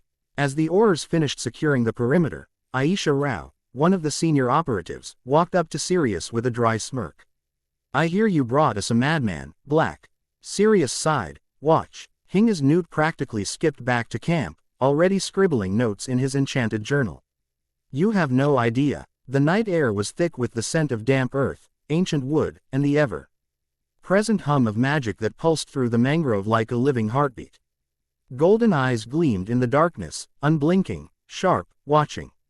Nagini lay coiled atop a high, twisted branch, her mass 55-foot body draped like a silent specter through the gnarled trees. Her dark scales blended perfectly into the surroundings, making her invisible to those who did not know where to look. And below her, Newt's commander nearly died, again. She had been watching him for a grand total of 30 minutes, and in that time, the man had almost walked directly into the path of a hunting Nagaraja crocodilian, seemingly forgetting that just because something looked calm didn't mean it was. Almost tripped over a venomous vine snake, which had been too baffled to even strike. Climbed onto a massive root, only to realize midway up that it was actually the tail of a slumbering Maha Jaruka sloth. Stepped too close to a cluster of mangrove bioluminescent fungi, which while Beautyfull released hallucinogenic spores when disturbed.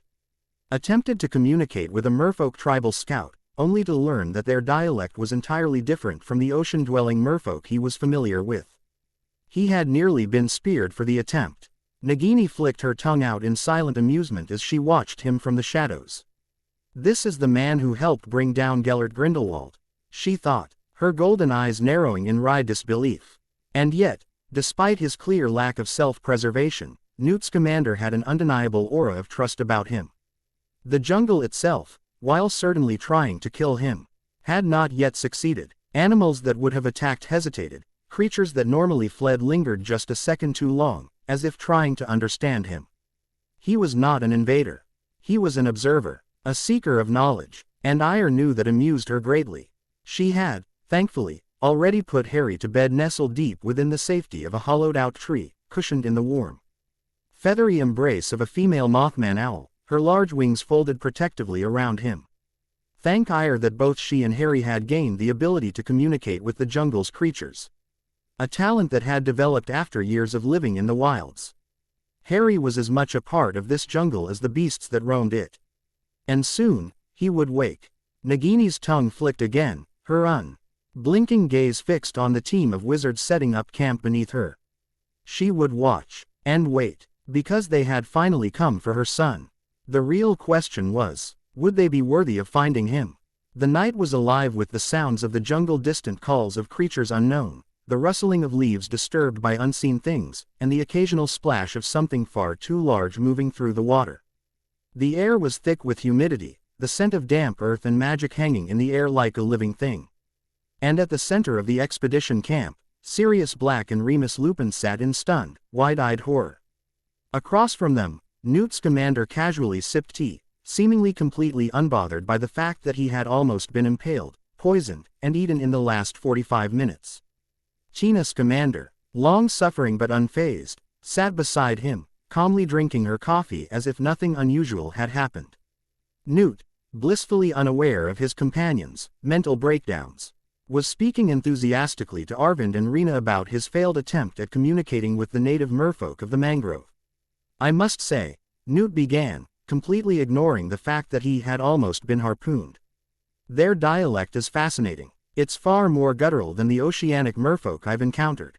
And their body language is completely different, possibly due to their more arboreal environment. Sirius slammed his hands on the table, his voice a mix of disbelief and exasperation. You were nearly speared through the chest, Newt. Newt blinked at him, tilting his head. Well, yes, but that was due to a misunderstanding.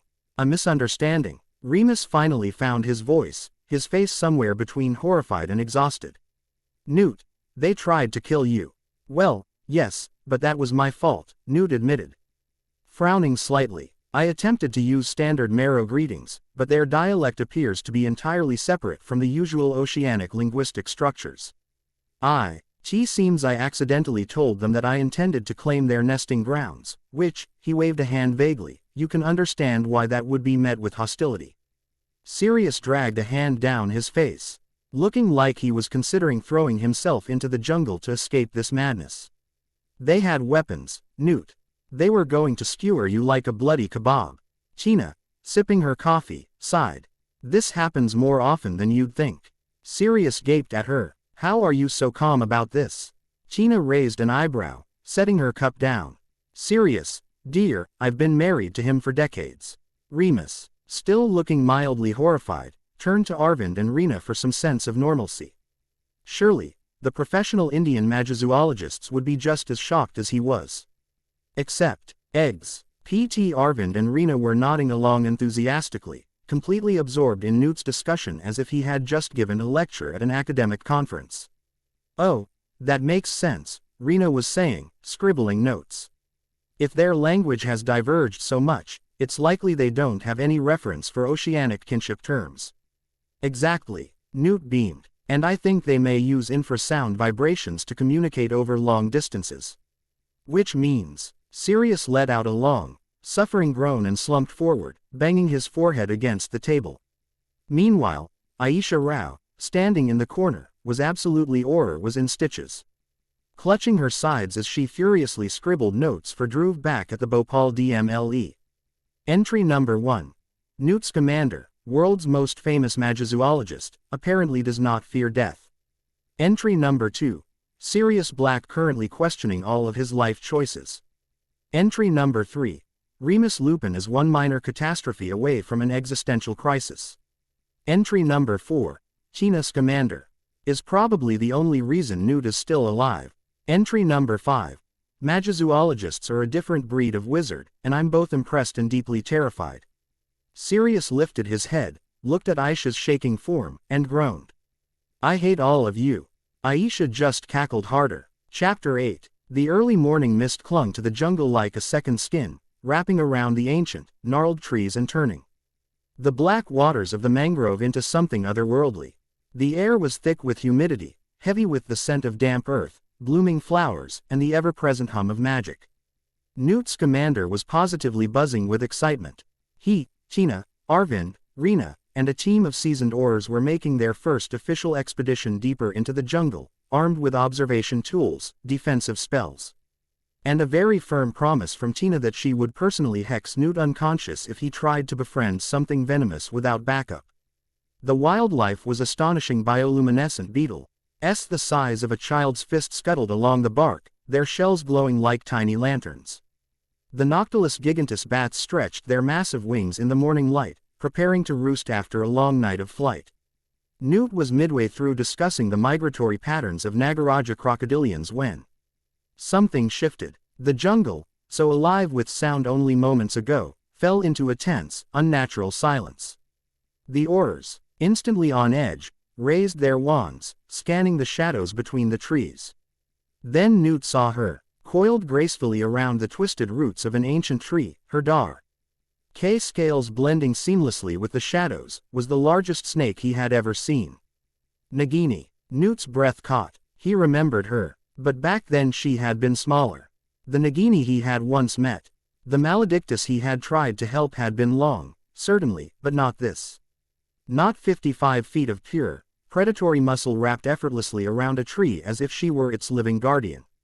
Her golden eyes, still sharp and knowing, fixed directly on him. Tina, standing beside him, tensed slightly, one hand hovering near her wand. Newt, however, took a slow breath and lowered his hands. Nagini, he said carefully, voice calm. The massive serpent tilted her head, the motion eerily human. Then, in a voice heavy with hissing syllables, she spoke.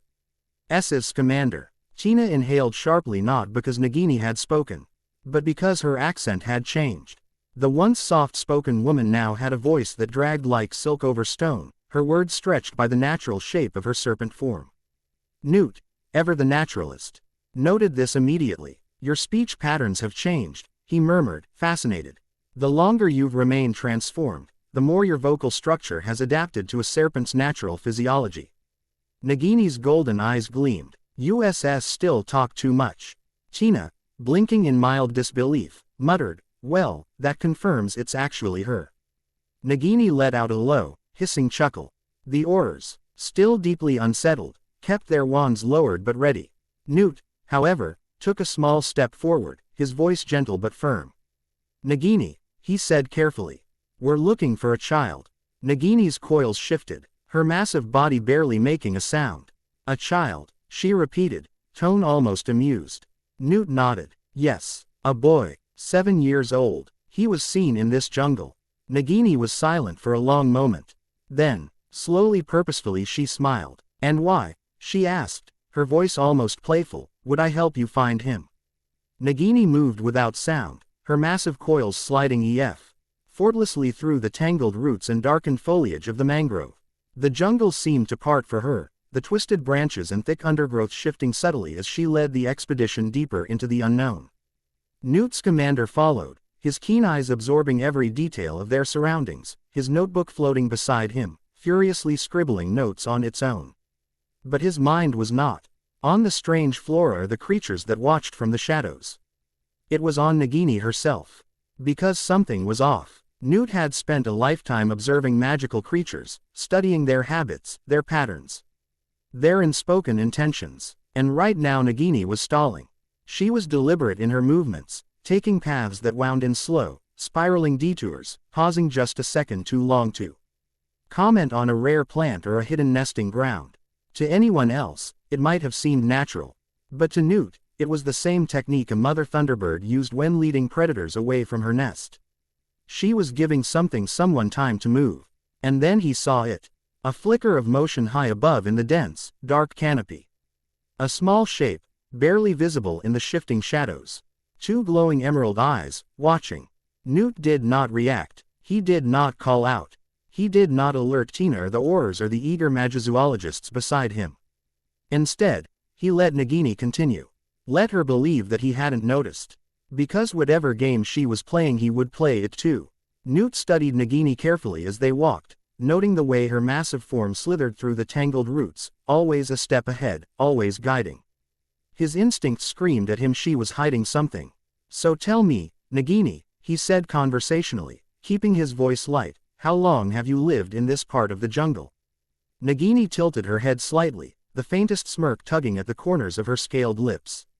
A long time, Magizoologist, she hissed in response, her voice carrying that odd, almost musical accent of the serpent tongue. Long enough to know when prey walks into a hunter's den. Newt hummed thoughtfully, glancing around at the twisted mangrove branches. And yet, he mused, it seems more like a sanctuary than a hunting ground. Nagini let out a soft, knowing chuckle. Perhaps, or perhaps it depends on who is prey, and who is predator.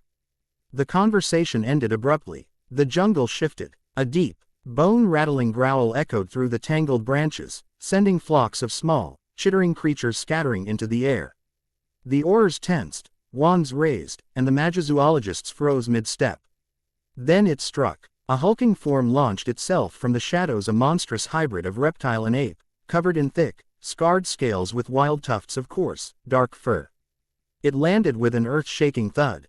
Its muscular arms tensed, claws gleaming like obsidian.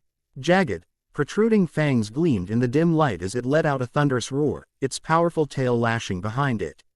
It moved with terrifying speed. One moment, it was crouched among the roots, the next, it was lunging, claws outstretched, aiming straight for Nagini. She barely twisted away in time. The beast's razor-sharp talons raked through the air, slicing deep gouges into the bark of the ancient mangrove behind her. Nagini struck back. Her massive coils lashed out, attempting to wrap around its limbs. The reptilian ape was too strong. It twisted, grabbing her thick, muscled body, and slammed her against the roots with a ground-shaking impact.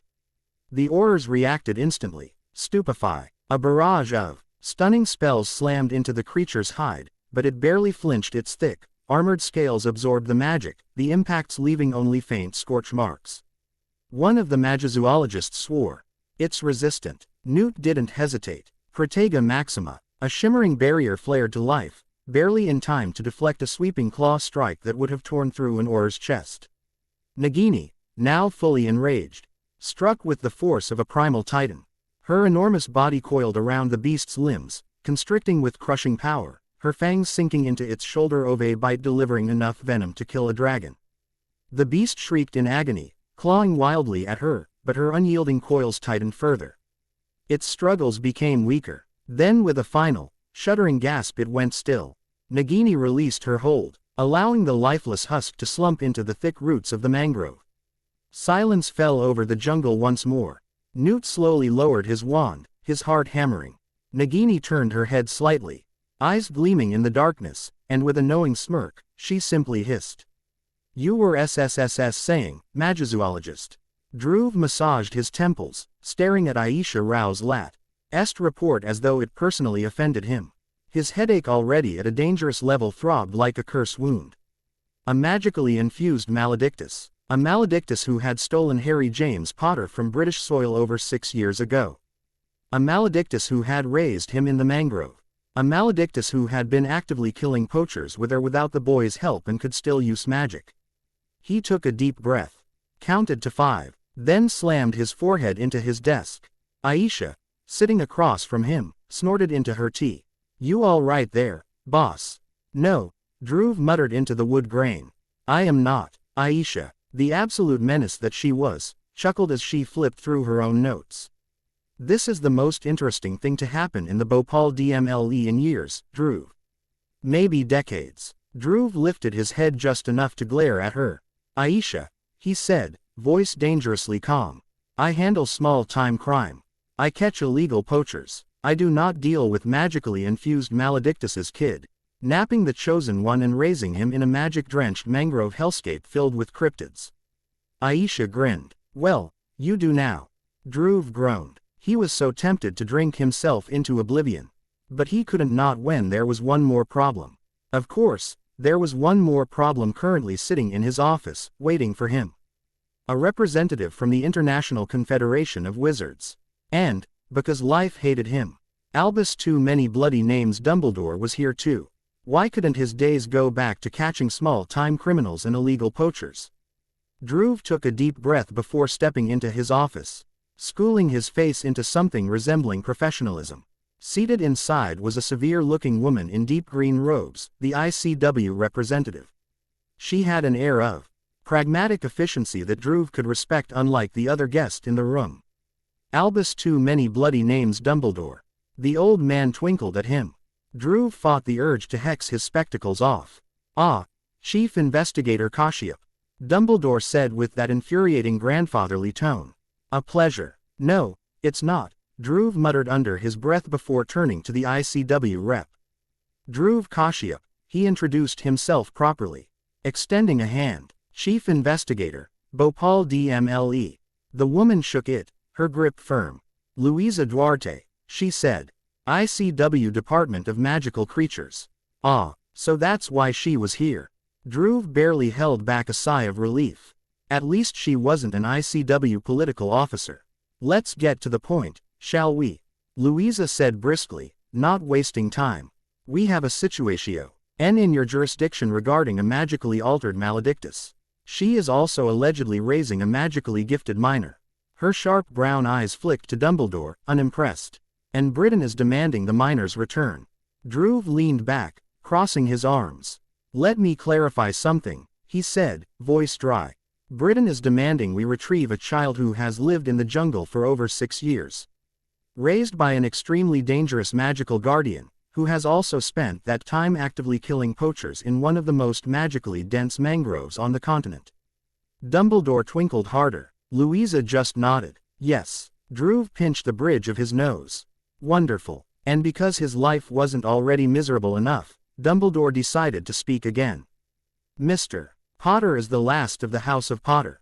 A noble and ancient British family. As his magical guardian. You're not his guardian, Drew interrupted flatly. Dumbledore blinked. Pardon. His magical guardian would be Nagini. The temperature in the room dropped. Dumbledore's pleasant expression faltered. Louisa, meanwhile, sat back with a thoughtful hum. That is an interesting perspective, Investigator Kashyap. She steepled her fingers. You're saying that, from a magical standpoint, the maledictus has effectively claimed guardianship over the child. Yes, Drew said bluntly. And considering she has actively killed to protect him, I highly doubt she will be willing to hand him over. Dumbledore's expression tightened. Mr. Potter belongs in Britain, he said, the pleasant grandfather act slipping. Louisa turned to him with an arched brow. And yet, he is not in Britain, is he? Drew wanted to applaud the ICW rep. Finally, someone who wasn't kissing Dumbledore's ass. Investigator Kashyap, Louisa continued, tapping a finger against her armrest.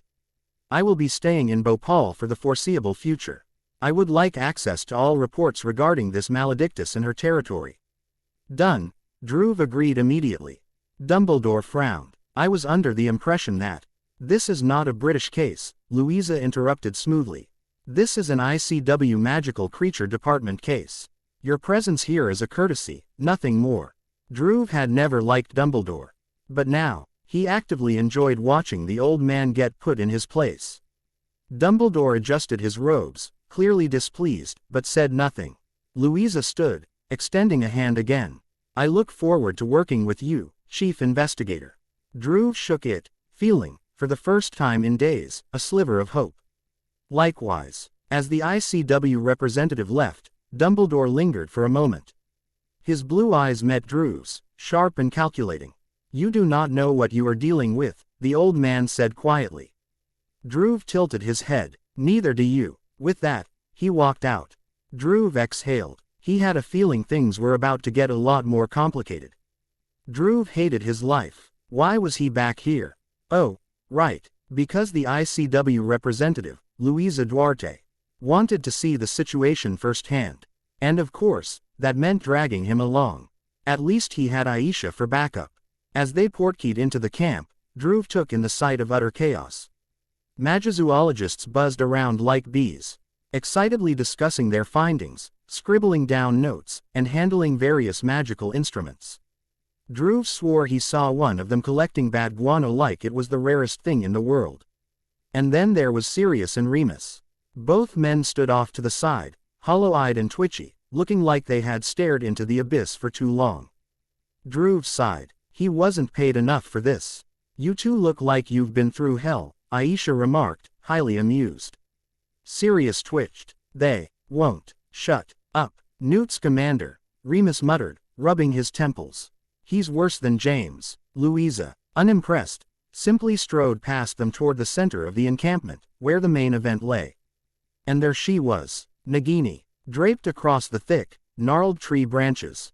Her massive coils looped lazily around the trunk. She looked even larger in the daylight, her dark scales gleaming like polished obsidian, the faint magical shimmer along her form betraying just how dangerous she truly was. But Drew's eyes were drawn to what lay within those massive coils. A child, a small, black-haired, 7-year-old boy, curled up on one of the loops, sleeping peacefully. Harry James Potter. Drew had dealt with criminals, smugglers, poachers, and dark creatures. But this was something entirely different. And if the way Nagini's slit-pupilled gaze flicked down to them was any indication, she was very much aware of the power she held in this moment. Louisa, to her credit, didn't flinch. She simply tilted her head slightly. You are Nagini? She asked in a level tone. The Maledictus's massive head lowered slightly, tongue flicking out before she spoke in a heavily accented, hissing English. Yes, Duarte, International Confederation of Wizards, Louisa introduced herself. Her tone professional. I oversee the Department of Magical Creatures. Nagini's tongue flicked again, as if tasting the air. A handler of BSSTSSS, she murmured, amusement curling in her voice. Not a politician. Louisa smirked. No, I don't deal with politics. I deal with facts. That seemed to intrigue the Maledictus. She uncoiled slightly, but not enough to move the sleeping child from her embrace. And what do you wish to know, handler of BSSTSSS? Drew tried not to groan. This was going to be a long day. Louisa Duarte was not a woman easily swayed. Born in Recife, Brazil, she had spent her youth navigating the treacherous waters of magical conservation, cursed bloodlines, and hybrid species disputes. A descendant of Portuguese settlers and indigenous Brazilian shamans, she had an innate talent for understanding magical creatures and a reputation for being one of the few individuals who could stare down a raging chimera without blinking. By the time she was 35, she had already revolutionized ICW policies on magical sentient beings, championing fair rights for beings like merfolk, centaurs, and even werewolves. Now, as the Head of the Department of Magical Creatures, Cursed Individuals, and Crossbreeding Offices DMCCICO, she wielded authority that extended across multiple nations, ensuring that laws and treaties protect both magical creatures and their human counterparts. And she did not take kindly to unnecessary political interference. Which is exactly why she ignored the British ministry's outrage over the Why Potter situation, and personally came to India. Which was also why she got shafted with Dumbledore, whom she despised heavily before the old man was told off and sent back to Britain. Then she wed up with a quick portkey to his mangrove in this jungle before laying eyes upon the massive snake that was the source of nearly 6 long years of bureaucracy-related issues. Nagini's slitted gold eyes observed Louisa with sharp intelligence. Louisa, in turn, took in the serpentine form before her not just as a Maledictus but as a being that had adapted entirely to its environment. A true guardian. You have raised the child? Louisa asked plainly. Nagini's coils shifted slightly, though she remained relaxed. I have protected him, she corrected, her accent thick but words deliberate. Taught him, guided him. He is mine as much as I am his. Louisa's expression remained neutral. By ICW law, any magical sentient being who assumes guardianship of a child must adhere to international regulations, she stated firmly. The law extends to beings such as Vila, vampires, certain categories of werewolves, and as of 20 years ago cursed individuals. Nagini's eyes narrowed slightly, her tongue flicking out. And if I refuse? Louisa smiled, not out of amusement, but with the confidence of someone who had prepared for this exact conversation. Then you become a criminal in the eyes of the ICW. And I'm sure you don't want that. She took a step closer, eyes unwavering. But let's be honest, Nagini, you've kept him safe. You've provided for him. You are not his captor. You are his protector. Nagini didn't respond immediately, but she also didn't deny it. Finally, After a long silence, she gave the smallest nod. Louisa exhaled and turned to face the group of exhausted and emotionally frazzled wizards behind her. Sirius, Remus, Drew, Aisha, Newt, and Tina all looked at her expectantly, waiting for her decision. As per the ICW's guidelines, Louisa announced, authority ringing in her voice, Nagini. As the current undisputed guardian of Harry James Potter, is legally allowed to keep him under her care within the boundaries of this jungle. Provided she follows the regulati on set in place for magical natives of India and allows for periodic check-ins by ICW representatives. A heavy silence followed. Then, are you joking? All heads snapped to Drew, whose eye twitched violently. You're telling me, he began, his voice filled with the despair of a man who just realized he will never know peace, that the ICW, the International Confederation of Wizards, is allowing a maledictus to raise the boy who lived in a mangrove jungle full of cryptids and apex predators. Louisa simply shrugged. Yes. Drew groaned so hard it was almost a scream. He needed alcohol. Immediately. Chapter 9. Chapter 10. Chapter 11. Auror Inspector Drew Kashyap was having an absolutely horrendous day. Not just a bad day, oh no, that would imply some level of normalcy. This was the kind of day that made a man question his life choices, particularly his decision to join law enforcement in magical India. He had faced dark wizards, rogue beasts, and bureaucratic nightmares, but nothing had prepared him for the relentless headache that was being the middleman for Harry Potter and his absurdly large mother. Drew sat at his desk in the Bhopal Department of Magical Law Enforcement (DMLE), rubbing his temples while a stack of paperwork threatened to collapse beside him. The usual culprits: inter-ministry squabbles, jurisdictional disputes, and of course, the latest round of diplom attic side-eyeing from the British Ministry of Magic.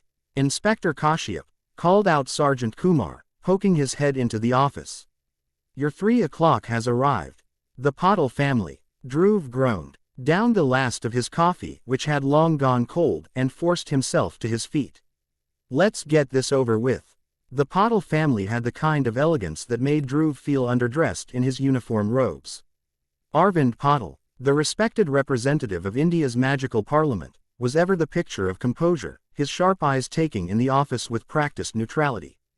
His wife, Meera Pottle, a renowned potions and healing professor, was more interested in scanning Drew himself, likely assessing just how close he was to a full mental breakdown. The real trouble, however, came in twin form. Padma and Parvati Pottle, 7-year-old whirlwinds of curiosity, energy, and mischief, were already fidgeting, eyes sparkling with excitement. Auror Inspector, Padma said brightly, you look tired. Very tired. Parvati added with a solemn nod. Are you okay? Drew stared at them for a long moment before sighing. No, I am not. But I appreciate your concern. Arvind coughed lightly to suppress a chuckle, while Meera gave her daughters a look that promised later discussions on tact. You're here to see Mr. Potter, aren't you? Drew said, already dreading what was to come. Yes, Parvati beamed. We want to see his home. And the animals. And the magic. Padma clapped her hands. And Mr. Potter himself. Drew gave Arvind a look. Are you sure about this? The boy's unique. Arvind merely smiled. We believe it will be good for everyone involved. Drew exhaled, then pulled a portkey from his pocket. All right, hold on tight. One dizzying moment later, they landed in the heart of the mangrove. Ancient, gnarled roots twisted through the landscape, forming natural pathways above the brackish water. The dense canopy allowed only streaks of golden sunlight through, illuminating the thriving, otherworldly ecosystem. The air was thick with the sounds of exotic birds and unseen creatures. Whoa, the twins whispered in unison, eyes wide. Then they saw him. Harry Potter stood barefoot atop one of the thick roots, speaking in Parseltongue to a serpent the size of a small temple. You exaggerate, Mom, the boy said, hands on his hips. I did not fall. I was experimenting with balance. The largest snake any of them had ever seen let out what could only be described as a chuckle. Of course, little one. And when you experimented into the mud, what was the lesson learned? That mud is slippery, Harry muttered. Padma and Parvati did not register the mildly terrifying exchange. They saw Harry Potter standing on a tree root, talking to a giant snake, and immediately launched into action. "Harry Potter!" Padma shrieked. "We found you!" Parvati cheered. Before anyone coins sprinted toward Harry. "Wait, hold on." Harry barely had time to react before they tackled him in a hug-powered assault, sending all three tumbling into a pile of leaves, laughter, and tangled limbs. Dhruv watched in horror. Mira watched in silent amusement. Arvind observed with scholarly interest. Nagini, meanwhile, was highly entertained. "Your offspring are enthusiastic," she noted to Mira and Arvind, completely ignoring Dhruv. "They certainly are," Mira agreed, watching her daughters chat excitedly at a slightly overwhelmed Harry. Dhruv, however, was having a crisis. "This is fine," he muttered. "This is normal. It's not like my job is a serious one. No, let's all just run around in the jungle with giant snakes and Britain's biggest international incident. Everything is just fine." Nagini still ignored him, while the children ran through the mangrove, jumping over roots and climbing trees like it was the best day of their lives. The adults settled onto a wide, flat tree root that functioned as a natural bench. "They are adaptable," Nagini noted, watching the twins with mild curiosity. "They trust easily." "Children do," Mira replied. "Especially when they sense kindness." Nagini tilted her great head. "Kindness is not always a survival trait." "No," Mira admitted, "but neither is fear." Quote. Dhruv, meanwhile, sat with his head in his hands, muttering softly. "Something troubling you, Inspector?" Arvind asked, far too amused for Dhruv's liking. Dhruv sighed deeply. "I did not wake up today expecting to be a glorified babysitter for a boy raised by a snake, twin whirlwind 7-year-olds, and the living embodiment of my stress levels." Nagini turned to him for the first time. Her golden eyes filled with something bordering on pity. "You struggle, Dhruv Kashyap," she mused. "I do," Dhruv exclaimed. "I really do. I did not sign up to be Harry Potter's personal wrangler. I have an actual job, you know. I chase criminals. I enforce magical law. I do not deal with this. And yet you are here," Nagini noted serenely. "Yes, because somehow, I always end up in the middle of this madness." Dhruv threw up his hands. "I should just get a plaque made. Auror Inspector Dhruv Kashyap, official middleman of Harry Potter and his enormous mother." Arvind, unable to hold back any longer, laughed. Even Mira let out a chuckle. Dhruv groaned and slumped forward. "I hate all of you." Nagini, very deliberately, turned away from him again. And so, as the sun set over the mangrove, and the sound of children's laughter echoed through the trees, Dhruv Kashyap accepted his fate. Chapter 12. The Grand Chamber of Headmistress Vasuki's office exemplified the convergence of arcane engineering and architectural antiquity, its walls adorned with golden inlays depicting intricate serpentine motifs. The chamber, housed at the pinnacle of the Naga Cetra Vidyalay's ziggurat, functioned not only as a locus of governance but also as an enduring monument to India's esoteric pedagogical traditions. Through the towering windows, the expanse of the conch-eeled pocket-dimensional city lay sprawled beneath, its infrastructure a self-sustaining ecosystem of academia, commerce, and cultural preservation. At the center of this sanctum, Vasuki, the formidable Lamia Naga hybrid, reclined with effortless regality, her slit-pupiled golden eyes scrutinizing the woman seated across from her. The serpentine appendages adorning her head shifted with an almost sentient awareness. Attuned to the latent energy suffusing the air, Mira Patil, a scholar of potions and healing, sat with measured composure, embodying the precise balance of intellect and restraint. However, the matter at hand was neither alchemical nor medical. It was the unprecedented custodianship and development of a singular magical anomaly, Harry Potter. Vasuki's clawed fingers interlaced, her tone deliberate. "You have observed the child personally, Mira. An unembellished assessment is required." Mira inhaled briefly before delivering her report. "Harry Potter represents a deviation from conventional magical development models. Despite his complete absence from structured pedagogy, he exhibits an extraordinary degree of adaptive cognition, kinesthetic intelligence, and intrinsic magical attunement.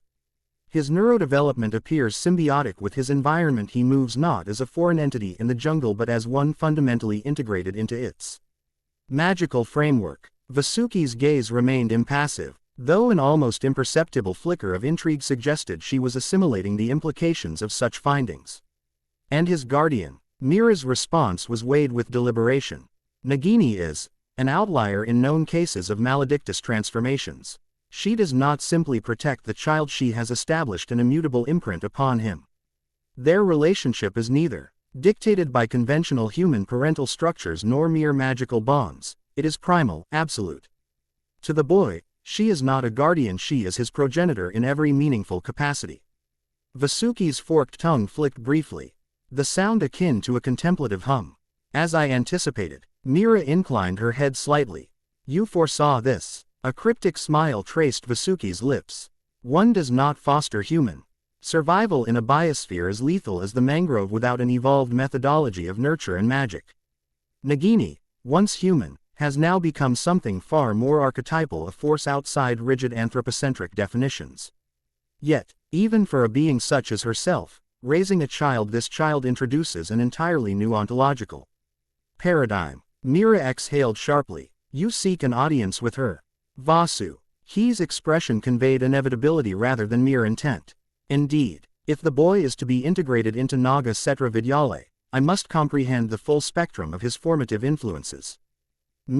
Era considered the ramifications for a moment before nodding. I will facilitate the encounter. But a warning, Nagini perceives intrusion as threat. Vasuki exhaled in quiet amusement, the enchanted too. RCHES flickering in response to her mirth. As do I. Silence momentarily reigned before Vasuki's expression sharpened with resolution. This will not be a diplomatic overture in the traditional sense. It will be a paradigmatic negotiation between two entities whose existences defy standard magical taxonomies. The arcane pull of portkey transference released Headmistress Vasuki into the humid threshold of the mangroves established research outpost. The look on Inspector Drew's face was amusing as she told him that this was a school visit, causing the clearly overworked and underpaid Auror to groan in exasperation. The transition between dimensions carried an almost subliminal charge, as if the very fabric of the location pulsed in resonance with something ancient and aware. The site, once a makeshift expeditionary camp, had since evolved into a semi-permanent operational base, structured with defensive enchantments and academic infrastructure. Newt Scamander and Tina Scamander, the foremost magizoologists of their generation, were presently engaged in methodical discourse with the Bhopal-based magizoologists Arvind Iyer and Reena Deshmukh. Their collective focus remained affixed upon a floating, rune-etched field parchment, detailing ethological observations and cryptic ecological signatures. Vasuki's attention, however, bypassed the intellectual preoccupations of the scientific assembly and landed upon the colossal serpentine entity coiled within the gnarled root system of an ancient mangrove tree. Nagini, her obsidian-hued scales, gleaming under the diffused sunlight filtering through the dense canopy, appeared less like a physical form and more like a phenomenon of shadow and sinew intertwined with the earth itself. The sheer imposing magnitude of her form did not evoke threat but rather an incontrovertible assertion of presence. A being not merely inhabiting this domain but intrinsically woven into its very magical topology. Their gazes met golden against golden, not in hostility, but in a calibrated exchange of cognizance. Vasu unperturbed as she advanced with deliberate poise, her movements akin to the measured cadence of an uncoiling verdict. Nagini, she greeted, the intonation of her voice imbued with a resonance older than language itself. We have matters to discuss. The colossal serpent shifted, a slow, deliberate motion that signified neither acquiescence nor resistance. Headmistress Vasuki, Nagini responded, her voice an auditory silk of measured intensity. You have ventured far. Vasuki's golden eyes gleamed with subtle ament as she regarded Nagini's immense form. With practiced ease, she settled onto a thick, gnarled root, her coiled tail subtly adjusting for balance. A slow, knowing smile played across her lips. Before we address the matter of the child, it is imperative that you comprehend the full scope of Naga Cetra Vidyalaya. Nagini tilted her head ever so slightly, the motion serpentine in its grace. Then speak. Vasuki's voice was measured, deliberate, carrying the resonance of centuries-old authority. Naga Cetra Vidyalaya is not simply an educational institution, it is a self-sustaining city, unsealed within a meticulously warded pocket dimension deep in the heart of the Indian jungle. This is not merely a place of learning, it is a center of magical and academic convergence, where discipline, nes both arcane and mundane are studied in equal measure. Unlike the Eurocentric model, which myopically focuses on spellcasting as the sole metric of competency, we acknowledge that true mastery requires holistic education. Nagini's forked tongue flicked, as though tasting the weight of Vasuki's words. Muggle studies. Vasuki inclined her head. Mathematics, physics, alchemy, philosophy, history, linguistics. A practitioner must not exist in isolation from the world in which they live. Our graduates emerge as scholars, innovators, and leaders capable in both the magical and non-magical realms. She paused, allowing the gravity of her words to settle before continuing. Our curriculum spans 10 years, beginning at the age of 9.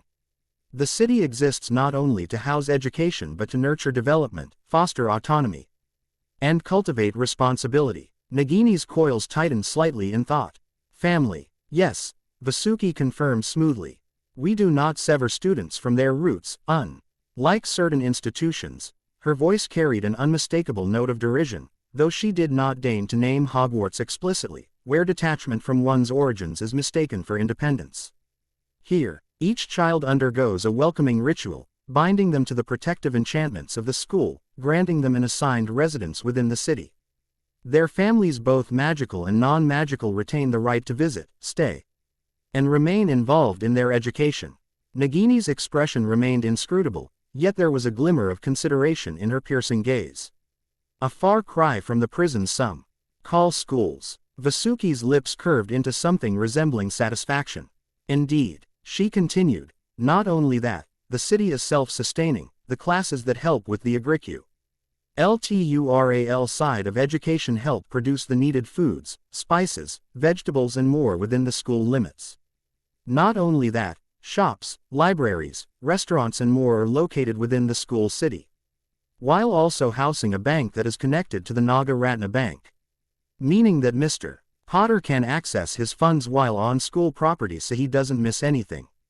She leaned forward, her tone quiet, yet unmistakably resolute. Harry Potter's fate is now woven into the fabric of India's magical lineage. If he is to be educated, it must be within our traditions, our safeguards, our sovereignty. You understand this? Nagini exhaled, the sound reverberating through the tangled roots and damp air, a low, contemplative hiss of acknowledgement. Yes, I understand. Meanwhile, Harry Potter was engaged in an acrobatic traversal of the mangrove subterranean topography, specifically the vaulted underside of a waterfall-carved cavern lip. His bare hands and feet found purchase against the moss-laden rock. His movements a seamless integration of gravity-defying control and biomechanical efficiency. Suspended adjacent to him, a Noctilus gigantus, a species of dire-sized, social chiropteran FL. Uttered with a leisurely adjustment of its membranous wings, mirroring the boy's equilibrium adaptive locomotion. Below, stationed at the periphery of the Cascade Basin, Newt's commander, Tina's commander, and the two Bhopal magizoologists engaged in diligent documentation, each furnishing their field notes with observations bordering on incredulity. Tina, arms crossed, articulated the fundamental K. Styon. How is he not experiencing circulatory dysregulation from prolonged inversion? Newt, peering through enchanted spectroscopic lenses, was positively euphoric. This is beyond mere physical conditioning. His vestibular system, gravitational adaptability, even his proprioception defy conventional anthropological baselines. I suspect an evolved neuromagical integration with his environment. Arvind, flipping through his annotated field journal, glanced between Harry and the Noctilus. Is it biological mimicry, an adaptive magical response, or something entirely anomalous? Rena, quill poised, offered a succinct analysis. Likely all three. Harry, oblivious to the scientific intrigue surrounding him, remained utterly engrossed in the kinesthetic synchrony of his aerial companion's content. Within a world that had long since ceased to distinguish him from its native inhabitants. Tina exhaled sharply, shifting her gaze toward Newt. You realize, of course, that you're going to have to draft an entirely new magizoological compendium to account for him. Newt's response was immediate, already underway. Chapter 13. The air within the grand courtyard of Naga Cetra Vidyalaya crackled with ancient magic. The towering ziggurat at the heart of the city. School casting long shadows as dusk settled over the hidden realm. 60 wide-eyed 9-year-olds stood in neat rows upon the vast, rune-etched stone floor. Their expressions a mixture of excitement, curiosity, and awe. Above them, suspended from intricately carved columns, countless glowing serpentine wards shimmered like constellations against the twilight sky, pulsating in rhythmic harmony with the arcane energy flowing through the school's foundation. At the center of the grand platform stood Headmistress Vasu, her imposing figure cloaked in flowing ceremonial robes of emerald and obsidian, her golden, slit-pupiled eyes surveying the gathered students with measured intensity. Behind her, the 36 faculty members of Naga Cetra stood in dignified silence, their hands clasped before them in solemn preparation. To Vasuki's right stood a tall, broad-shouldered man with grizzled features and sharp, assassin blue eyes Deputy Headmaster Aman, a former field officer of the American Ronier Institute, now an integral part of the school's leadership. Vasuki's voice, rich and commanding, resonated through the courtyard, her words imbued with the weight of tradition. Welcome, new initiates, to Naga Cetra Vidyalaya, the seat of magical scholarship and mastery. You stand now at the threshold of knowledge and transformation. Here, you will not merely learn magic, you will embody it, weave it into your very being, and walk the path of wisdom laid down by those who came before. Her gaze swept over the students, lingering momentarily on a few who already radiated quiet determination. This is a place of discipline, exploration, and enlightenment. You will find no hand-holding here, no coddling. You will be tested, you will grow, and if you persevere, you will emerge as scholars, warriors, and leaders, ready to shape the world. Aman stepped forward, his presence exuding the hard-edged edge of a man who had lived a life beyond classrooms and libraries, in the field where magic was not merely studied, but wielded in survival and battle. This institution is unlike any other, he said. His American accent clip prepare you for both the magical and non-magical worlds. Your curriculum will challenge you in ways you cannot yet imagine. But remember this, you are not alone. The faculty behind me, the students beside you, and the very foundations of this city will aid you, should you be worthy of the knowledge you seek. Vasuki inclined her head slightly in agreement before raising her clawed hand, signaling the final and most sacred part of the welcoming ceremony. The entire school seemed to still as the new students were ushered toward the center of a massive ritual circle carved deep into the stone. The carvings, filled with liquid silver runes, pulsed with an ancient energy, awaiting activation. The faculty, including Vasuki and Aman, moved as one, stepping forward to encircle the initiates. Without hesitation, each of the 36 professors, the deputy headmaster, and finally the headmistress herself, raised their hands and sliced their palms, allowing a single drop of blood to fall into the engraved sigils. The moment Vasuki's crimson offering met the stone, the entire courtyard erupted in golden brilliance. A flash of searing light surged through the ritual carvings, racing outward like veins of molten gold. The intricate wards woven into the very fabric of the city school flared to life, responding to the renewed bond between the institution and its newest members. The energy rose to a crescendo, the city itself seeming to hum with power, and then silence. As the light dimmed, the initiates gasped, staring in awe as they felt the subtle shift within them, a connection to Naga Cetra Vidyalaya, a recognition by the very magic of the school that they now belonged. And then, in unison, the upper-year students, faculty, and staff erupted into cheers. The air vibrated with excitement, welcoming shouts echoing through the ancient halls and streets of the city. Older students called out to their new peers, offering grins and knowing nods. Facu. LTY members regarded the initiates with quiet approval, some murmuring among themselves about promising potential. The overwhelming warmth of acceptance settled over the courtyard like a comforting spell. Vasuki allowed the cheers to ring out before lifting a hand, calling for quiet once more. Her golden eyes gleamed with satisfaction as she surveyed the newest additions to Naga Cetra Vidyalaya. Your journey has begun, she declared.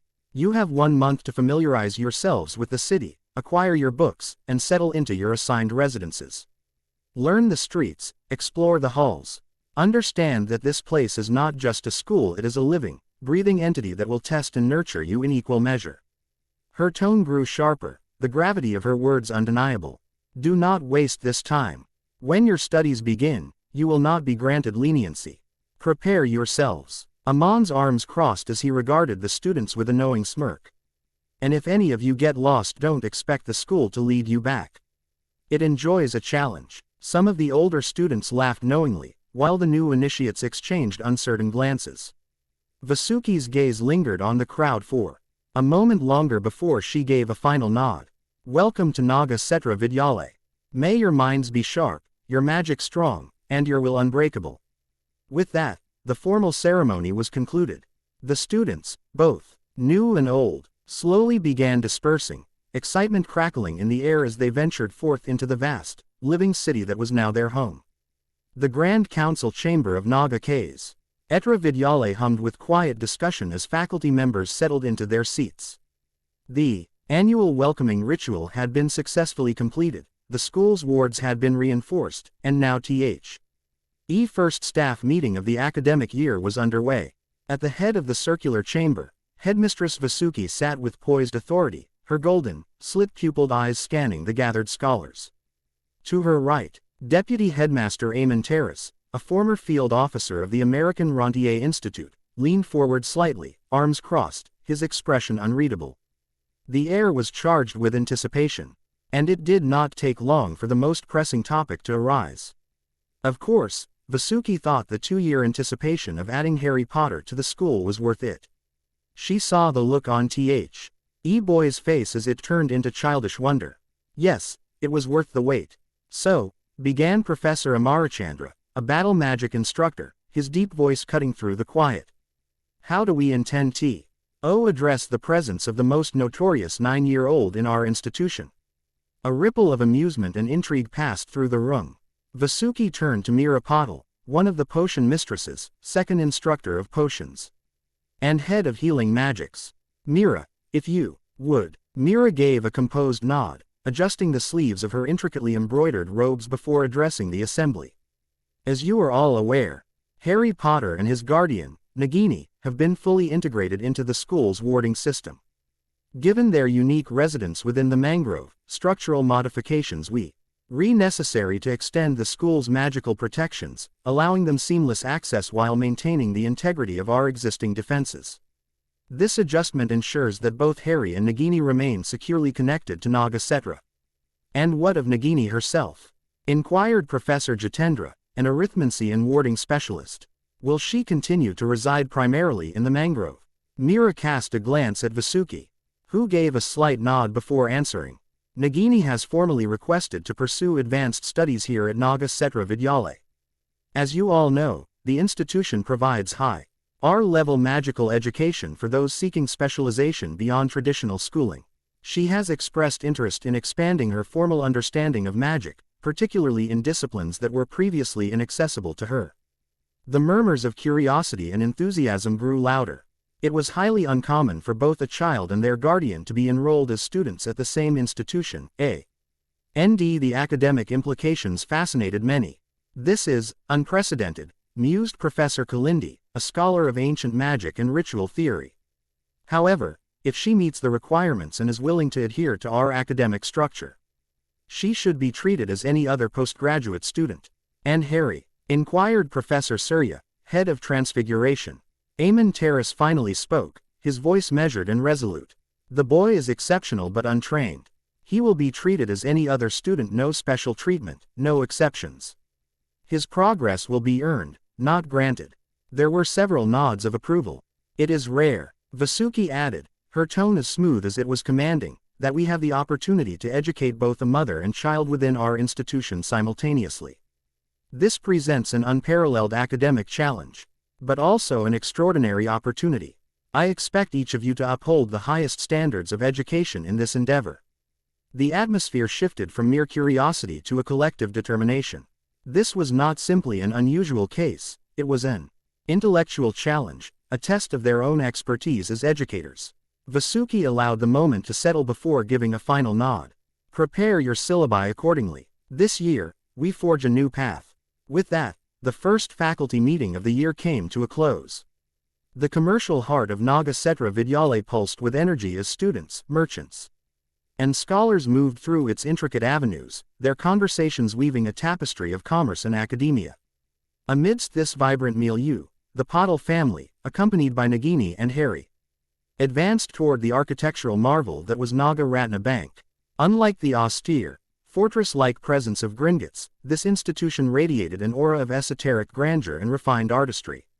Its facade, a seamless fusion of pristine white marble and gilded filigree, bore elaborate serpentine motifs that seemed to shift subtly under sconces, suggesting a tent magic embedded within the very stone.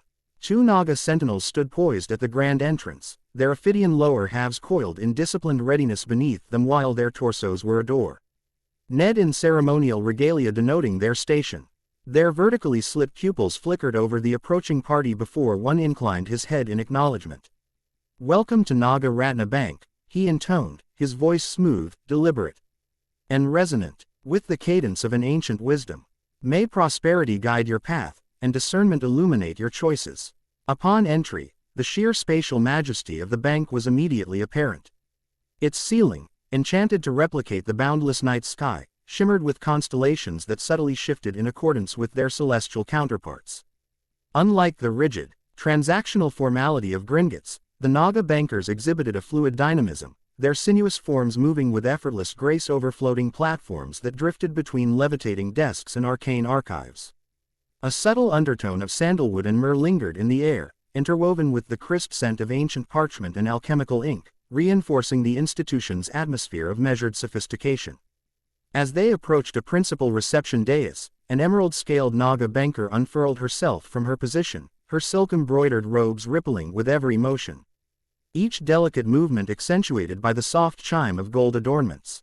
Observing the arrivals with a composed yet inquisitive gaze, she spoke in a melodic, measured cadence. "Ah, distinguished visitors from the Beautyfull branch, what business may the vaults of Naga Ratna facilitate today?"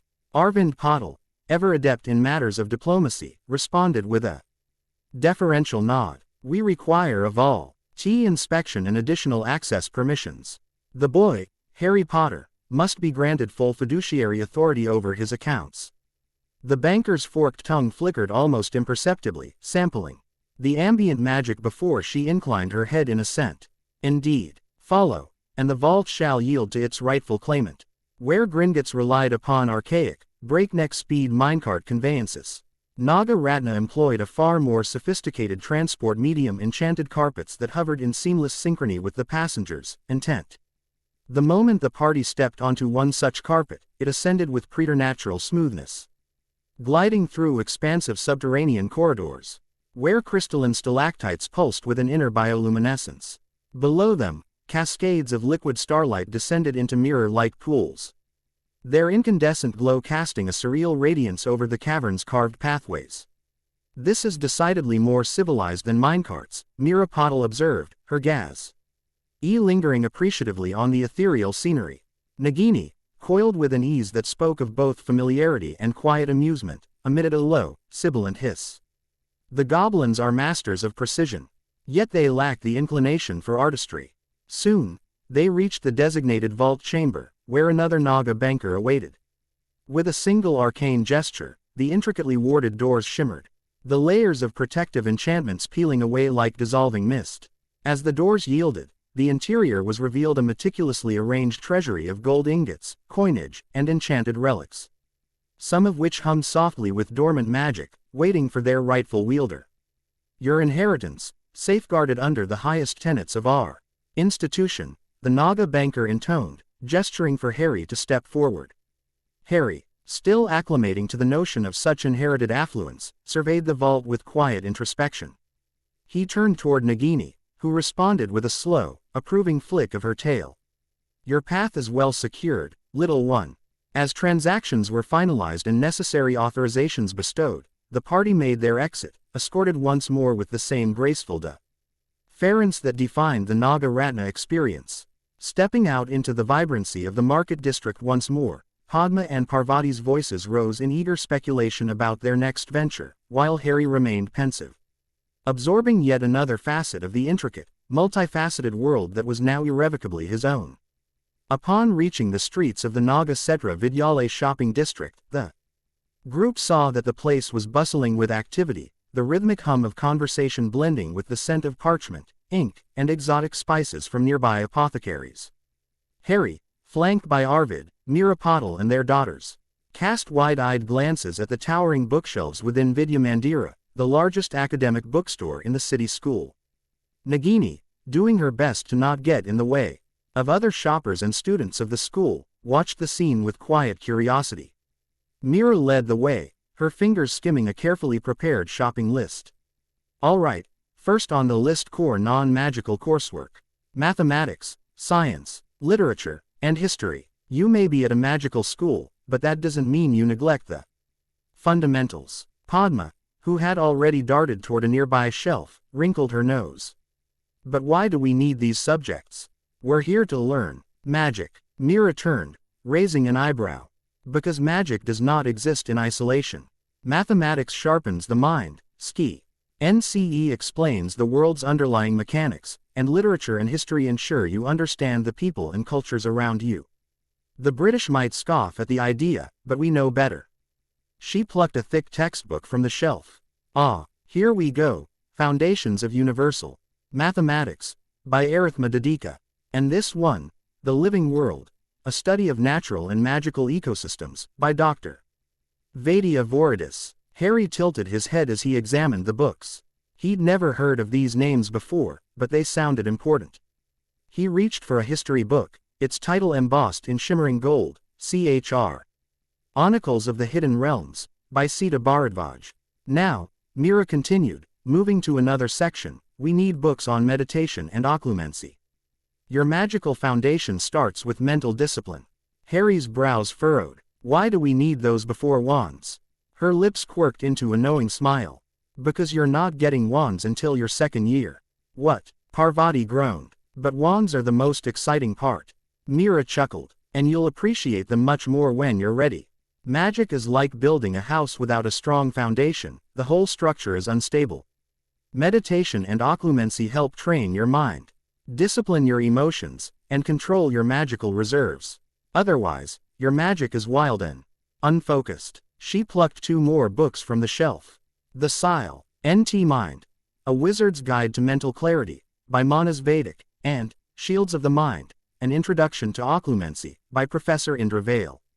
Nagini's tongue flickered as she observed the conversation, amusement glinting in her reptilian eyes. Harry, though initially hesitant, felt a flicker of understanding settle in his chest. If he had learned anything from living in the jungle, it was that patience and preparation always paid off. Mira glanced at the stack of books in her arms. All right, that should do it. Let's pay for these and grab some supplies. You have a month to settle in before classes begin, plenty of time to get started on your reading. Harry exhaled, already feeling the weight of his new academic journey ahead. Yet, as he looked around at the vibrant city school, he found D himself eager to take his first steps into this world of structured magic and boundless knowledge. Deputy Headmaster Aman Terrace cut an imposing figure, his presence exuding the hardened resolve of a veteran field operative. Clad in the distinctive uniform of a Ronier Institute veteran, he was every bit the battle-worn hunter, a man who had seen the worst the world had to offer and lived to tell the tale. His attire was a carefully designed blend of function and intimidation, built for durability and survival in the most uns. His broad-brimmed hat cast a shadow over his sharp, weathered features. His eyes hidden beneath the rim like a predator surveying its domain. A heavy, reinforced coat of black and deep crimson wrapped around his frame, layered with armored plating on the should. RS and chest protection designed for both magical and mundane threats. The worn leather of his high-collared duster bore the scuffs and scars of countless encounters, the crimson trim a stark contrast against the darkness of the fabric. Aman's left arm, partially exposed beneath the coat, was encased in an intricate gauntlet of arcane and mechanical design, the metallic plating fused with conduits of enchanted energy that pulsed faintly with an eerie blue glow. The fingers of the gauntlet flexed smoothly, a testament to the precise craftsmanship, a tool equally suited for combat and utility. Across his torso, a bandolier of ammunition, vials, and enchanted cartridges was strapped securely, evidence of a man always prepared for the unexpected. At his waist, a well-worn gun belt carried 2 finely crafted revolvers. their intricate engravings marking them as weapons of both deadly efficiency and masterful artistry. The twin holsters were positioned for a quick draw, their grips wrapped in aged leather, molded to fit his hands through years of use. A larger firearm rested against his back, secured by a reinforced strap, a heavy-duty weapon meant for more formidable foes. His pants were thick, reinforced leather, segmented with protective plating at the thighs and knees, designed for both mobility and resilience. His boots, sturdy and travel-worn, were built for the treacherous terrains he had undoubtedly traversed. Their heavy soles caked with dust and grime from countless miles walked in pursuit of his duty. Everything about Aman Terrace's uniform spoke of his experience and who had lived through the crucible of battle, who had adapted and endured where others had fallen. The first-year students of Naga Cetra Vidyalaya stood at the boundary of the dense jungle, their expressions ranging from cautious curiosity to outright apprehension. The air was thick with humidity, and the distant calls of unseen wildlife only added to their uncertainty. Before them, Deputy Headmaster Aman Terrace stood resolute, his frame clad in the reinforced leather of a seasoned Ronier Institute operative. His gaze swept over the gathered children, scrutinizing them with the practiced eye of a veteran accustomed to far graver challenges than training a group of first years. "All right, listen up," Aman's voice carried the rough edge of authority. "You're here to learn magic, but before you can start tossing spells around, you need to understand one thing: your body is the foundation for your magic. If that foundation is weak, undisciplined, or fragile, then your magic will be, too." A few students exchanged uncertain glances, but Aman pressed on. "Most places won't let you near a wand until you're 11. Waste of time, if you ask me. Right now, you're raw material potential without structure. So before you can harness magic effectively, you need to develop the strength, endurance, and control to channel it properly." He rolled his shoulders, the faintest smirk tugging at the corner of his lips. "And that means physical conditioning." Several students groaned, only to fall silent under Aman's sharp stare. He jerked a thumb toward the jungle. "Your first task, a 5-mile obstacle course. Climb, crawl, sprint, whatever it takes to make it through. If you don't finish, well," his smirk widened, "you'll be running it again until you do." A shrill whistle cut through the humid air. "Move." The students hesitated only a moment before scrambling forward, some sprinting, others dragging their feet before reluctantly plunging into the jungle. Soon, the air was filled with the sounds of rustling undergrowth, muffled curses, and startled yelps as they stumbled over roots and uneven terrain. Aman crossed his arms, watching them disappear into the trees, shaking his head slightly. "They'll learn," he muttered to himself. An hour passed before the jungle yielded its first finisher. Harry Potter emerged from the foliage, barely winded, his untamed hair wilder than before but his expression unreadable. His breathing was steady, his posture relaxed. This was routine to him. Aman raised an eyebrow. "That was quick." Harry merely gave a nonchalant shrug, as though 5 miles of jungle terrain was no more taxing than a morning stroll. Given his upbringing, it probably wasn't. The next student staggered out nearly 20 minutes later, gasping for breath and covered in scrapes. One by one, the rest dragged themselves back, disheveled and exhausted. Aman handed Harry a water flask, watching the other students collapse into weary heaps. "Lesson 1's done. Tomorrow, we do it again faster," Aman announced, ignoring the collective groans. "Welcome to Naga Cetra Vidyalaya." Chapter 14. Chapter 15. The Modern Magical Congress of the United States of America. MACUSA operates under a bicameral system that incorporates representatives from all 50 states, ensuring that the vast diversity of magical cultures, traditions, and practices within the nation is represented. Each state elects 2 representatives, 1 male and 1 female, resulting in a total of 100 representatives who work alongside the MACUSA president and their cabinet. This governing body collaborates with the non-magical government's president and cabinet to maintain order and cooperation between the 2 societies. The structure of MACUSA reflects the complex nature of American magical governance, as it must balance state autonomy with federal oversight while addressing both domestic and international concerns within the magical world.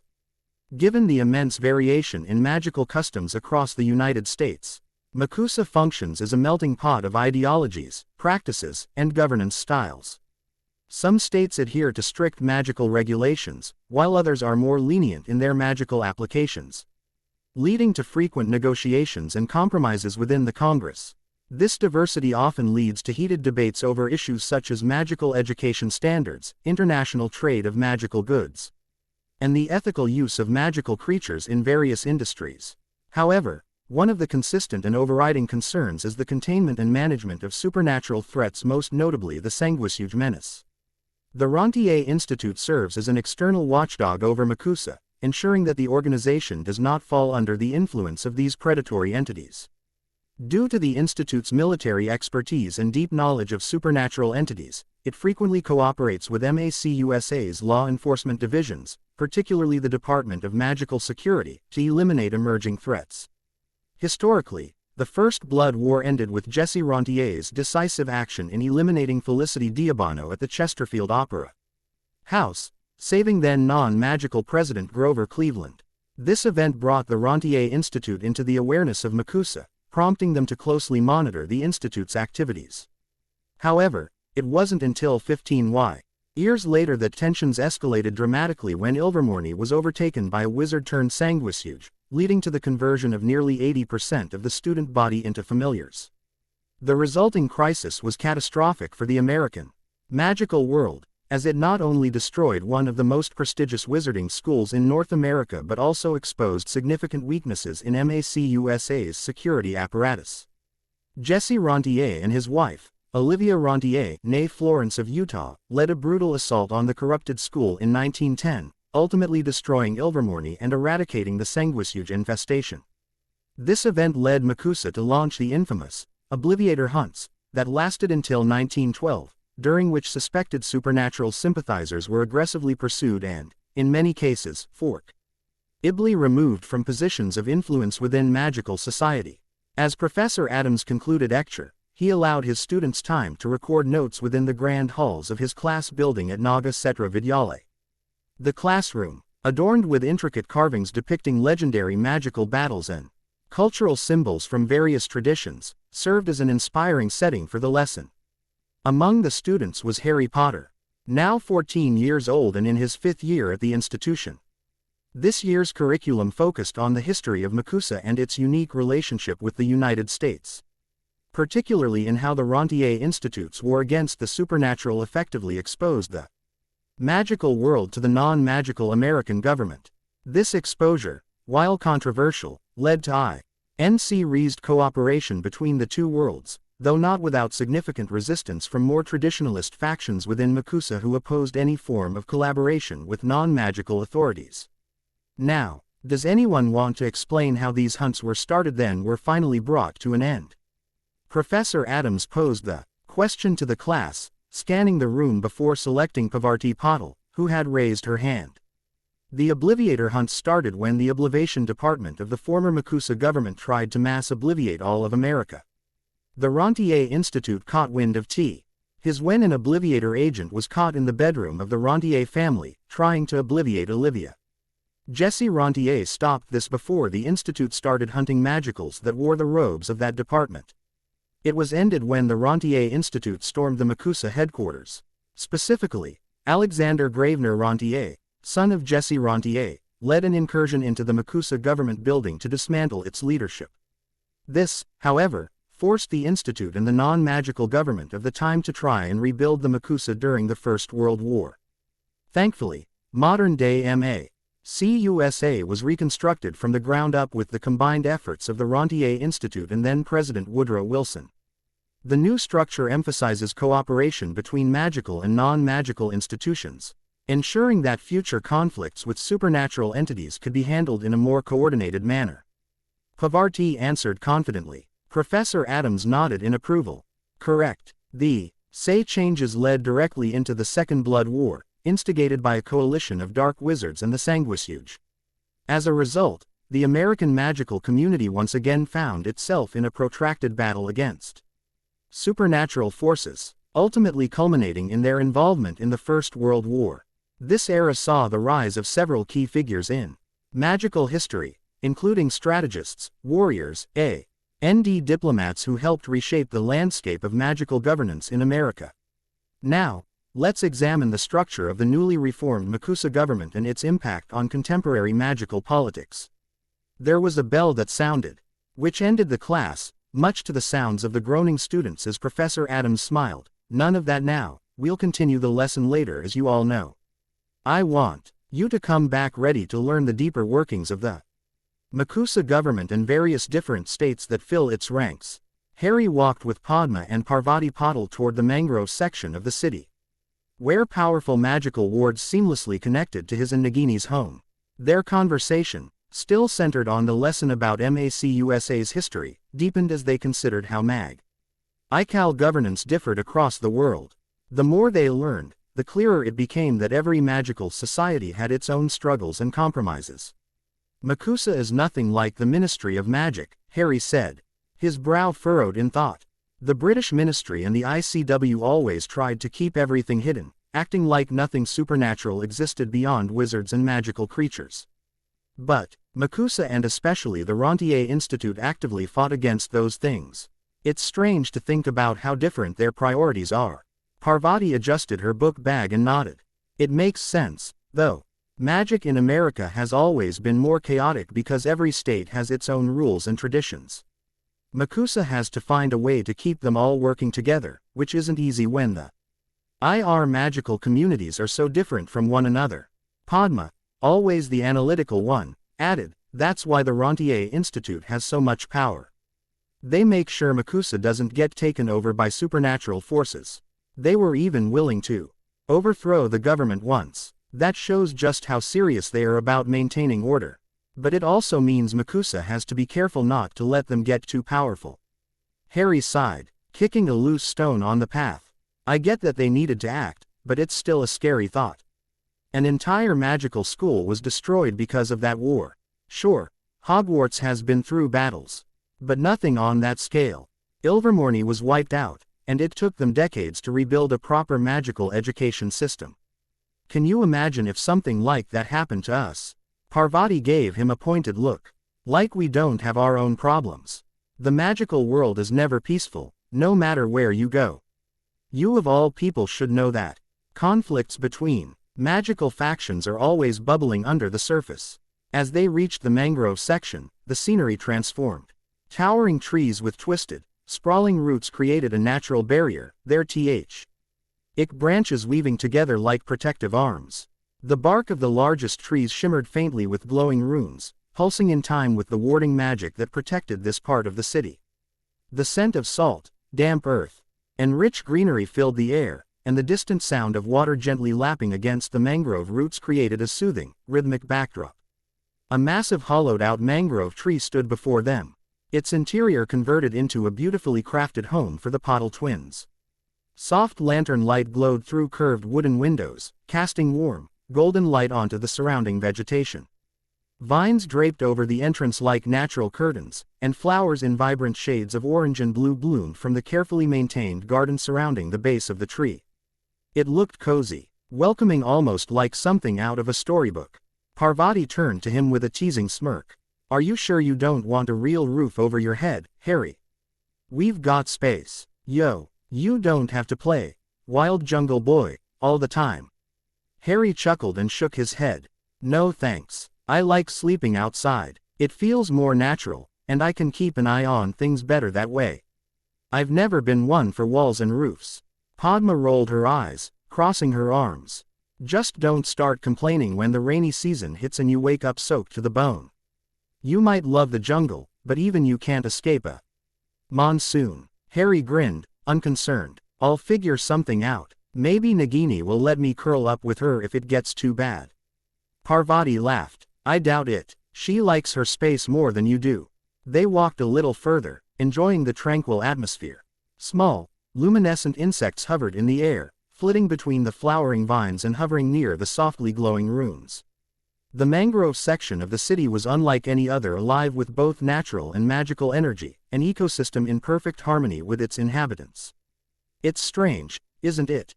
Padma mused. How different this place is from everything we've ever known.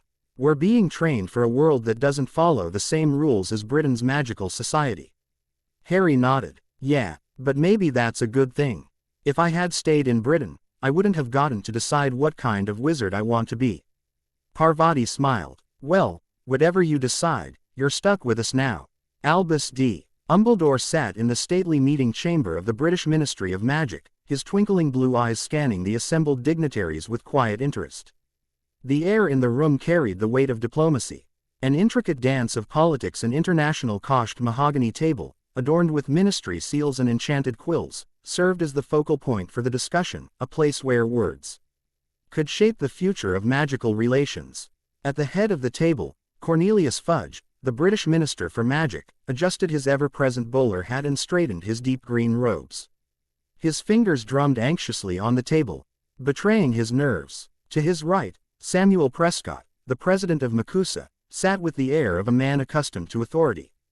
He was sharp-eyed, his movements precise, his demeanor exuding the structured efficiency for which American magical governance was known.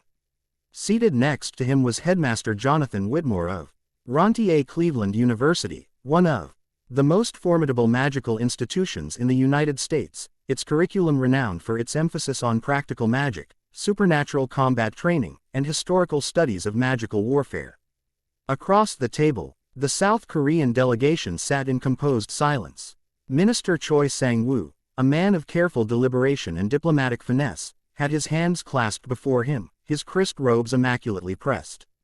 He was a statesman of keen intellect, known for his methodical leadership within South Korea's magical government.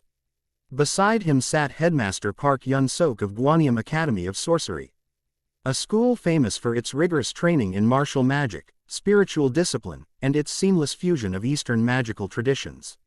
He sat with an unreadable expression, his eyes keenly observing the proceedings without offering much in the way of visible reaction. Dumbledore, ever the mediator, folded his hands before him, his expression warm and diplomatic. The matter at hand was the Triwizard Tournament, an event of great historical significance. Designed as a means of fostering international magical cooperation, the tournament had seen centuries of competition among Europe's most prestigious magical schools. However, the landscape had changed. Ronier Institute and Beauxbatons Academy of Magic, two of the tournament's traditional competitors, had formally declined to participate.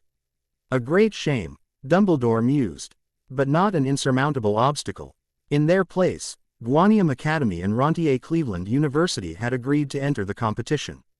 While some at the ministry had viewed this as a setback, Dumbledore saw potential. The inclusion of these two powerful institutions presented a unique opportunity and exchange of magical philosophies that would challenge Hogwarts students in ways they had never experienced.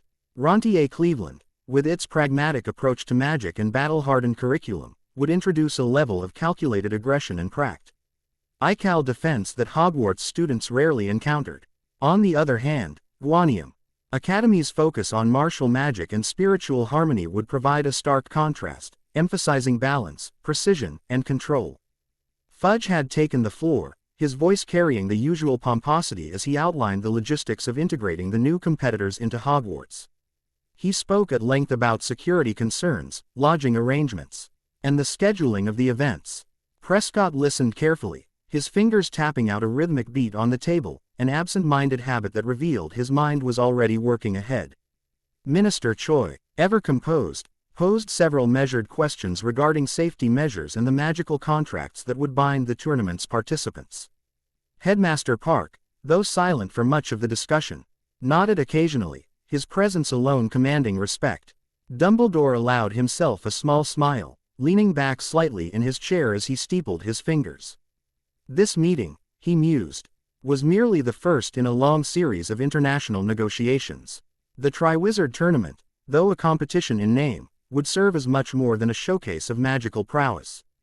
It would be a proving ground for alliances, a stage upon which the next generation of witches and wizards would forge relationships that could shape the future of magical cooperation. And, of course, it was an opportunity for each school to demonstrate its unique strengths. His gaze flickered briefly to Prescott, who had finally spoken, his deep voice carrying the unmistakable authority of a man accustomed to command.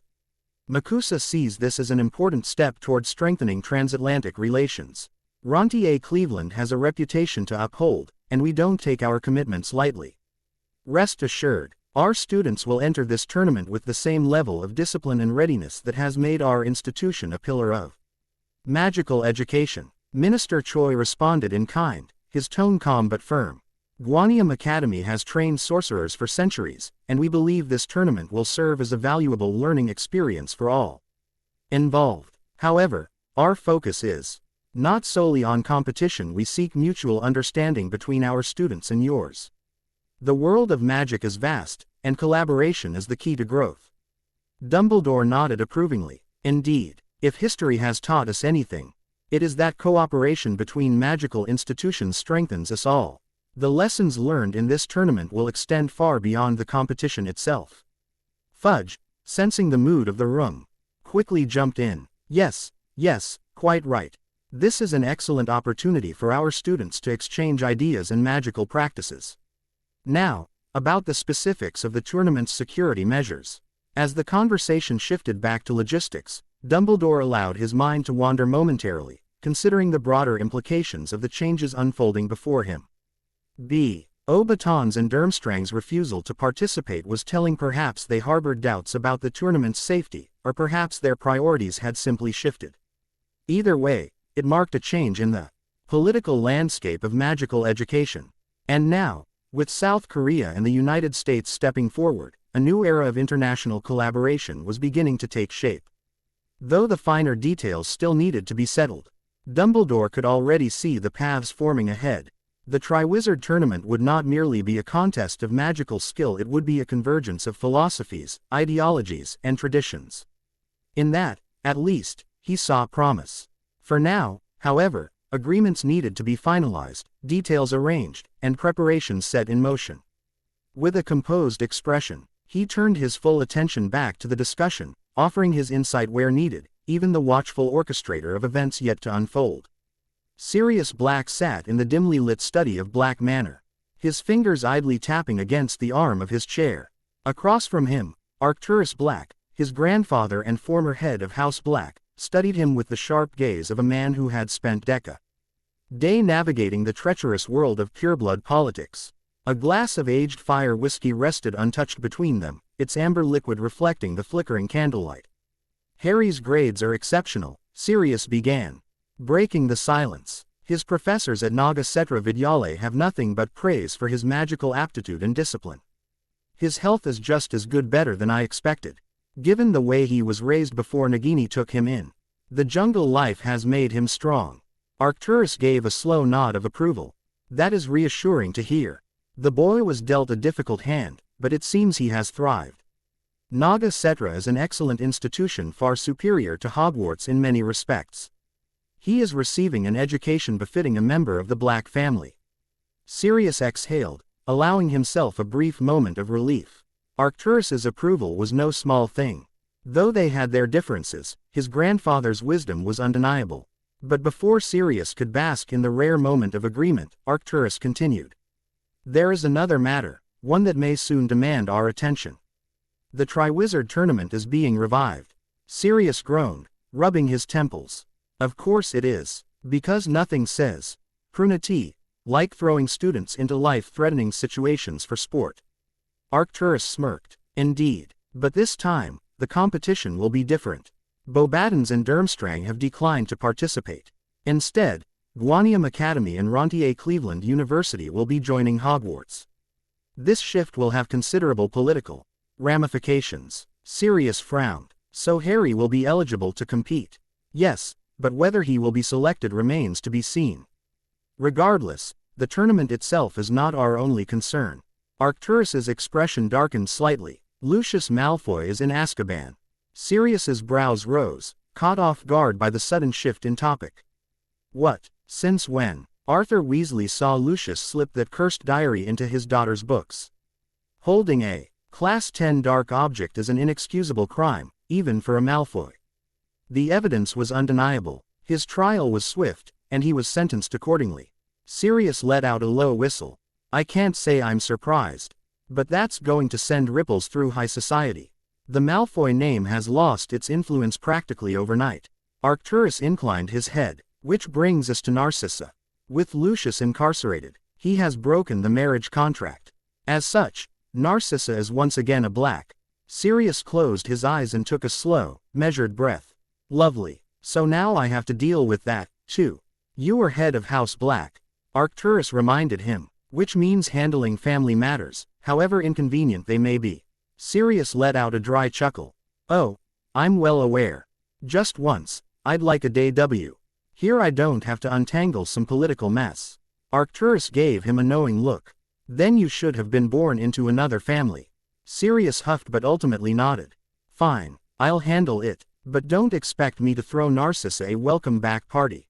I wouldn't dream of it, Arcturus said with a ghost of a smile. Now, let us discuss what comes next for the House of Black. Chapter 16. Again. Potter, Emerson, go again. Professor Amarachandra, the teacher of battle magics, barked, as the two 14-year-olds went at one another again. Harry growled like some jungle cat before flushing his gauntlets with magic, which summoned his battle armor. A surge of arcane energy enveloped him in a radiant flash of cerulean light, momentarily distorting the surrounding air with a rippling wave of raw magical force. As the luminescence subsided, he emerged clad in an artifact of unparalleled craftsmanship and armor not merely forged, but woven from the very essence of ancient enchantments. The armor's surface shimmered with an intricate interplay of ivory, cobalt, and gilded gold, its composition defying conventional metallurgy.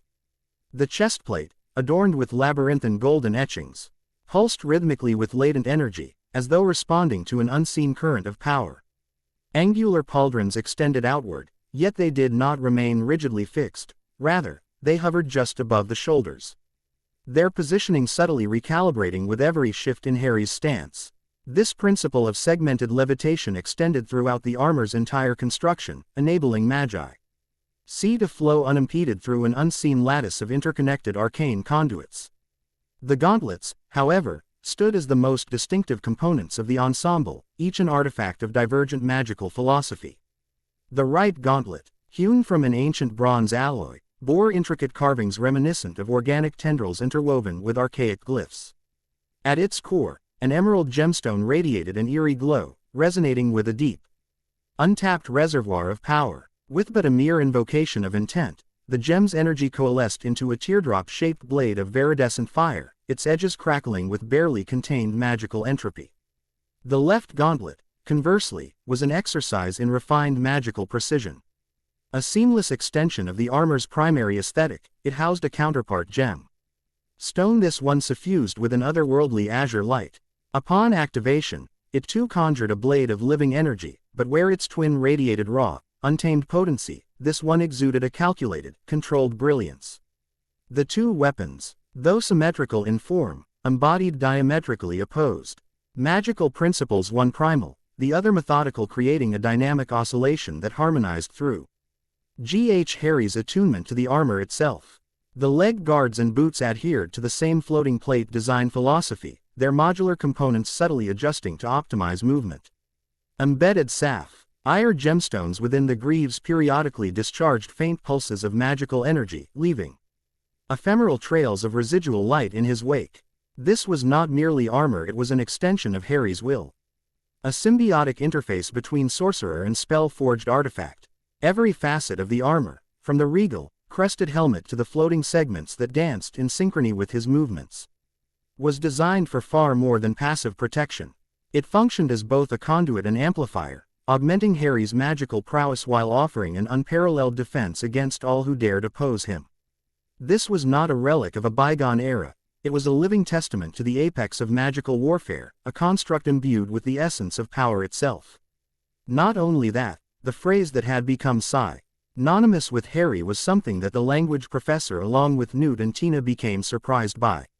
In the time he had been at school, they had discovered more of a very advanced magical civilization that spoke a near ethereal language that didn't translate easily unless it was through the power of magic.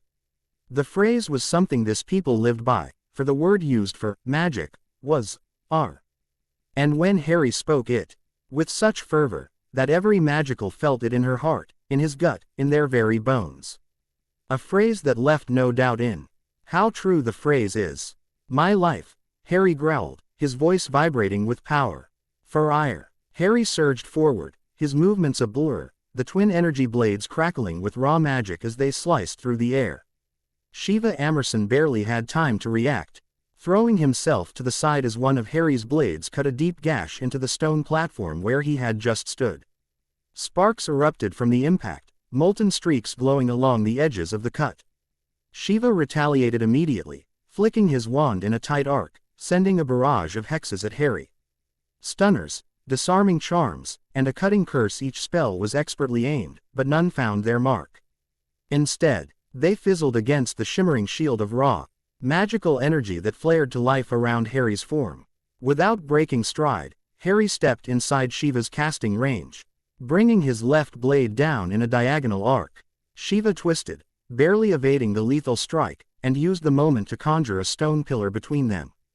The obstacle lasted only a second before Harry slammed his foot into it, shattering the construct into flying debris. Shiva raised his wand to cast again, but Harry was already there. A sharp knee to the ribs sent Shiva skidding backward, his breath knocked from his lungs. Harry did not let up. He pursued, his footfalls echoing as he lunged, spinning midair to bring both of his weapons down with unrelenting force. Shiva barely managed to raise a shimmering blue shield in time, the impact sending visible shockwaves outward, but the sheer force drove him to his knees. His wand vibrated in his grip as his hastily conjured shield flickered and fractured under the relentless pressure. Realizing he couldn't hold Harry off in close quarters, Shiva took a desperate gamble. He rolled away, flicking his wand at the ground, transfiguring the arena floor into an unstable sinkhole beneath Harry's feet. The jungle-raised boy reacted instinctively, flipping mid-air and catching the edge of the stone with his fingertips. In a feat of sheer athleticism, he propelled himself back up, landing in a crouch just as Shiva unleashed a gout of blue flame in his direction. Harry moved before thought, his right gauntlet flaring green as fire, parting it like a blade through water. He kicked off the ground, closing the distance once more, feinting left before pivoting into a spinning kick that caught Shiva across the jaw. The impact sent Shiva airborne before he crashed against the boundary of the arena, dazed and gasping. Before the boy could recover, Harry dashed forward, twisting into an upward slash that would have ended the fight. Had Shiva not reflexively apparated 3 feet away in a burst of silver sparks. But the effort cost him. Sweat dripped from his brow, his limbs sluggish as exhaustion began to set in. Panting, Eva raised his wand for one last attempt, pouring everything he had into a concentrated, high-powered stunning spell. The golden jet of magic hurtled toward Harry only to dissipate against his shield. Before Shiva could react, Harry closed the final gap and drove his palm into the boy's chest, a blast of force sending him tumbling out of the designated arena boundary. Shiva hit the ground hard and did not rise. The arena fell silent, save for Harry's own heavy breathing. As the last remnants of battle magic dissipated, his armor flickered before vanishing, the exertion of prolonged combat catching up to him. His legs nearly buckled, but he caught himself before he could fall. Professor Amarachandra strode forward, his expression unreadable as he glanced between his 2 students. Then, with a satisfied nod, he muttered, "Good." He gestured toward Shiva, who remained sprawled on the ground. "I'll wake up Amerson. You, Potter, go home and take a bath. I'm sure Nagini will be pleased with your progress on that interesting armor of yours." Harry smirked, shaking his head as he wiped sweat from his brow. Yeah, though, I think it's funny that my mom wants to be a healer." Still chuckling to himself, he turned and left the training arena, already envisioning the look on his mother's serpentine face when she inevitably fussed over his bruises. Nagini lay coiled atop a massive S-tone slab that was embedded into the gnarled roots of the mangrove tree, ancient healing tomes spread open before her. The light of a lumos sphere above her too. Allow her reading light that casts shifting shadows across the mangrove roots, illuminating the careful, deliberate turns of her serpentine head as she studied the intricate script. The texts contained the wisdom of ages spells, poultices, and the subtle art of mending wounds that extended beyond human understanding. She had been deep in thought, absorbed in unraveling the mysteries of magical regeneration, when the faint disturbance in the wards alerted her to a familiar presence. Harry entered, his footsteps light but unhurried, betraying no sign of exertion. His armor had long since dissipated, leaving only the faint shimmer of residual magic clinging to his scent. Still, even without the gleaming plates of battle, the evidence of his activities was plain to see. Scuffed robes, faint bruises forming along his arms, and that ever-present glint of untamed energy in his eyes. Nagini did not need arms to express herself. The slow lift of her great head and the sharp flick of her tongue spoke volumes. "You've been playing rough again," she remarked, her voice carrying the lilt of a chiding mother rather than a true reprimand. Harry only grinned, shrugging as if it were inevitable. "They have to learn somehow. Can't expect them to keep up if they don't train properly." Nagini exhaled sharply, the serpentine equivalent of a snort. "Humans break more easily than you. You were raised by the jungle's law, they were not." He rolled his shoulders as if shaking off her concerns, then added with a smirk, "Aman's doing fine. He's the only one who can actually keep up. Nearly managed to wind me this time." A flicker of amusement danced in Nagini's emerald eyes. Nearly. She let the word hang in the air before shifting her great coils, the faint scrape of scales against stone filling the space between them. "Go, bathe. You stink of sweat and magic. I won't have you tracking filth through the twins' accommodations." Harry huffed in mock offense but did not argue. He knew better. Nagini's voice followed him as he turned to leave. "Afterward, find your favorite giant teddy bat. No doubt she's waiting." His laugh echoed through the chamber as he disappeared down the corridor. Nagini watched him go, shaking her great head in quiet exasperation. Boys would be boys, even those raised by serpents. Albus Dumbledore sat in his office, illuminated by the flickering glow of enchanted candlelight, meticulously finalizing preparations for the 1994-1995 Hogwarts school year. His expansive wooden desk was strewn with parchment, some awaiting his signature while others lay neatly stacked, organized for easy reference. With a precise flick of his wand, a self-writing quill dipped itself into an ornate inkwell and set to work, its delicate scratching filling the quiet room. His sharp blue eyes scanned the Hogwarts financial ledgers, ensuring that the school's finances were in impeccable order. Tuition revenue, supply expenditures, faculty salaries, and the upkeep of the castle's intricate magical infrastructure required scrupulous oversight to guarantee the smooth operation of the institution. Despite the meticulous nature of the task, his mind remained attuned to the broader concerns of the upcoming academic year. He glanced at the agenda for the prefect selection meeting, an annual assembly where the heads of houses convened to appoint new fifth-year prefects. The annual deliberations would focus on identifying candidates who had exhibited qualities of leadership, discipline, and sound moral judgment over their first 4 years. Although the meeting itself was routine, its implications were significant. Prefects played an integral role in maintaining discipline and guiding the younger students through their formative years at Hogwarts. As evening deepened, the time for the faculty meeting arrived. Rising from his chair, Dumbledore waved his hand, sending the remaining parchments gracefully into their designated slots within the grand wooden filing cabinets lining the office. Adjusting his half-moon spectacles, he made his way to the staff room, where the assembled faculty awaited his arrival. The meeting commenced with standard discussions regarding lesson plans, curriculum revisions, and scheduled events for the year. Then, Dumbledore addressed the primary subject of the gathering, the Triwizard Tournament. "As you are all aware," he began, his tone measured yet authoritative, "this year, Hogwarts has been granted the privilege of hosting the Triwizard Tournament, a venerable tradition that has remained dormant for over a century. The Ministry of Magic has expended considerable effort to ensure the safety of all participants, and I trust each of you will lend your expertise in preparing for the arrival of our esteemed guests." A low murmur swept through the room as the professors exchanged looks of understanding. The logistical and security challenges associated with hosting such a prestigious event were considerable, and each faculty member understood the magnitude of their responsibilities. Professor McGonagall, ever pragmatic, was the first to speak.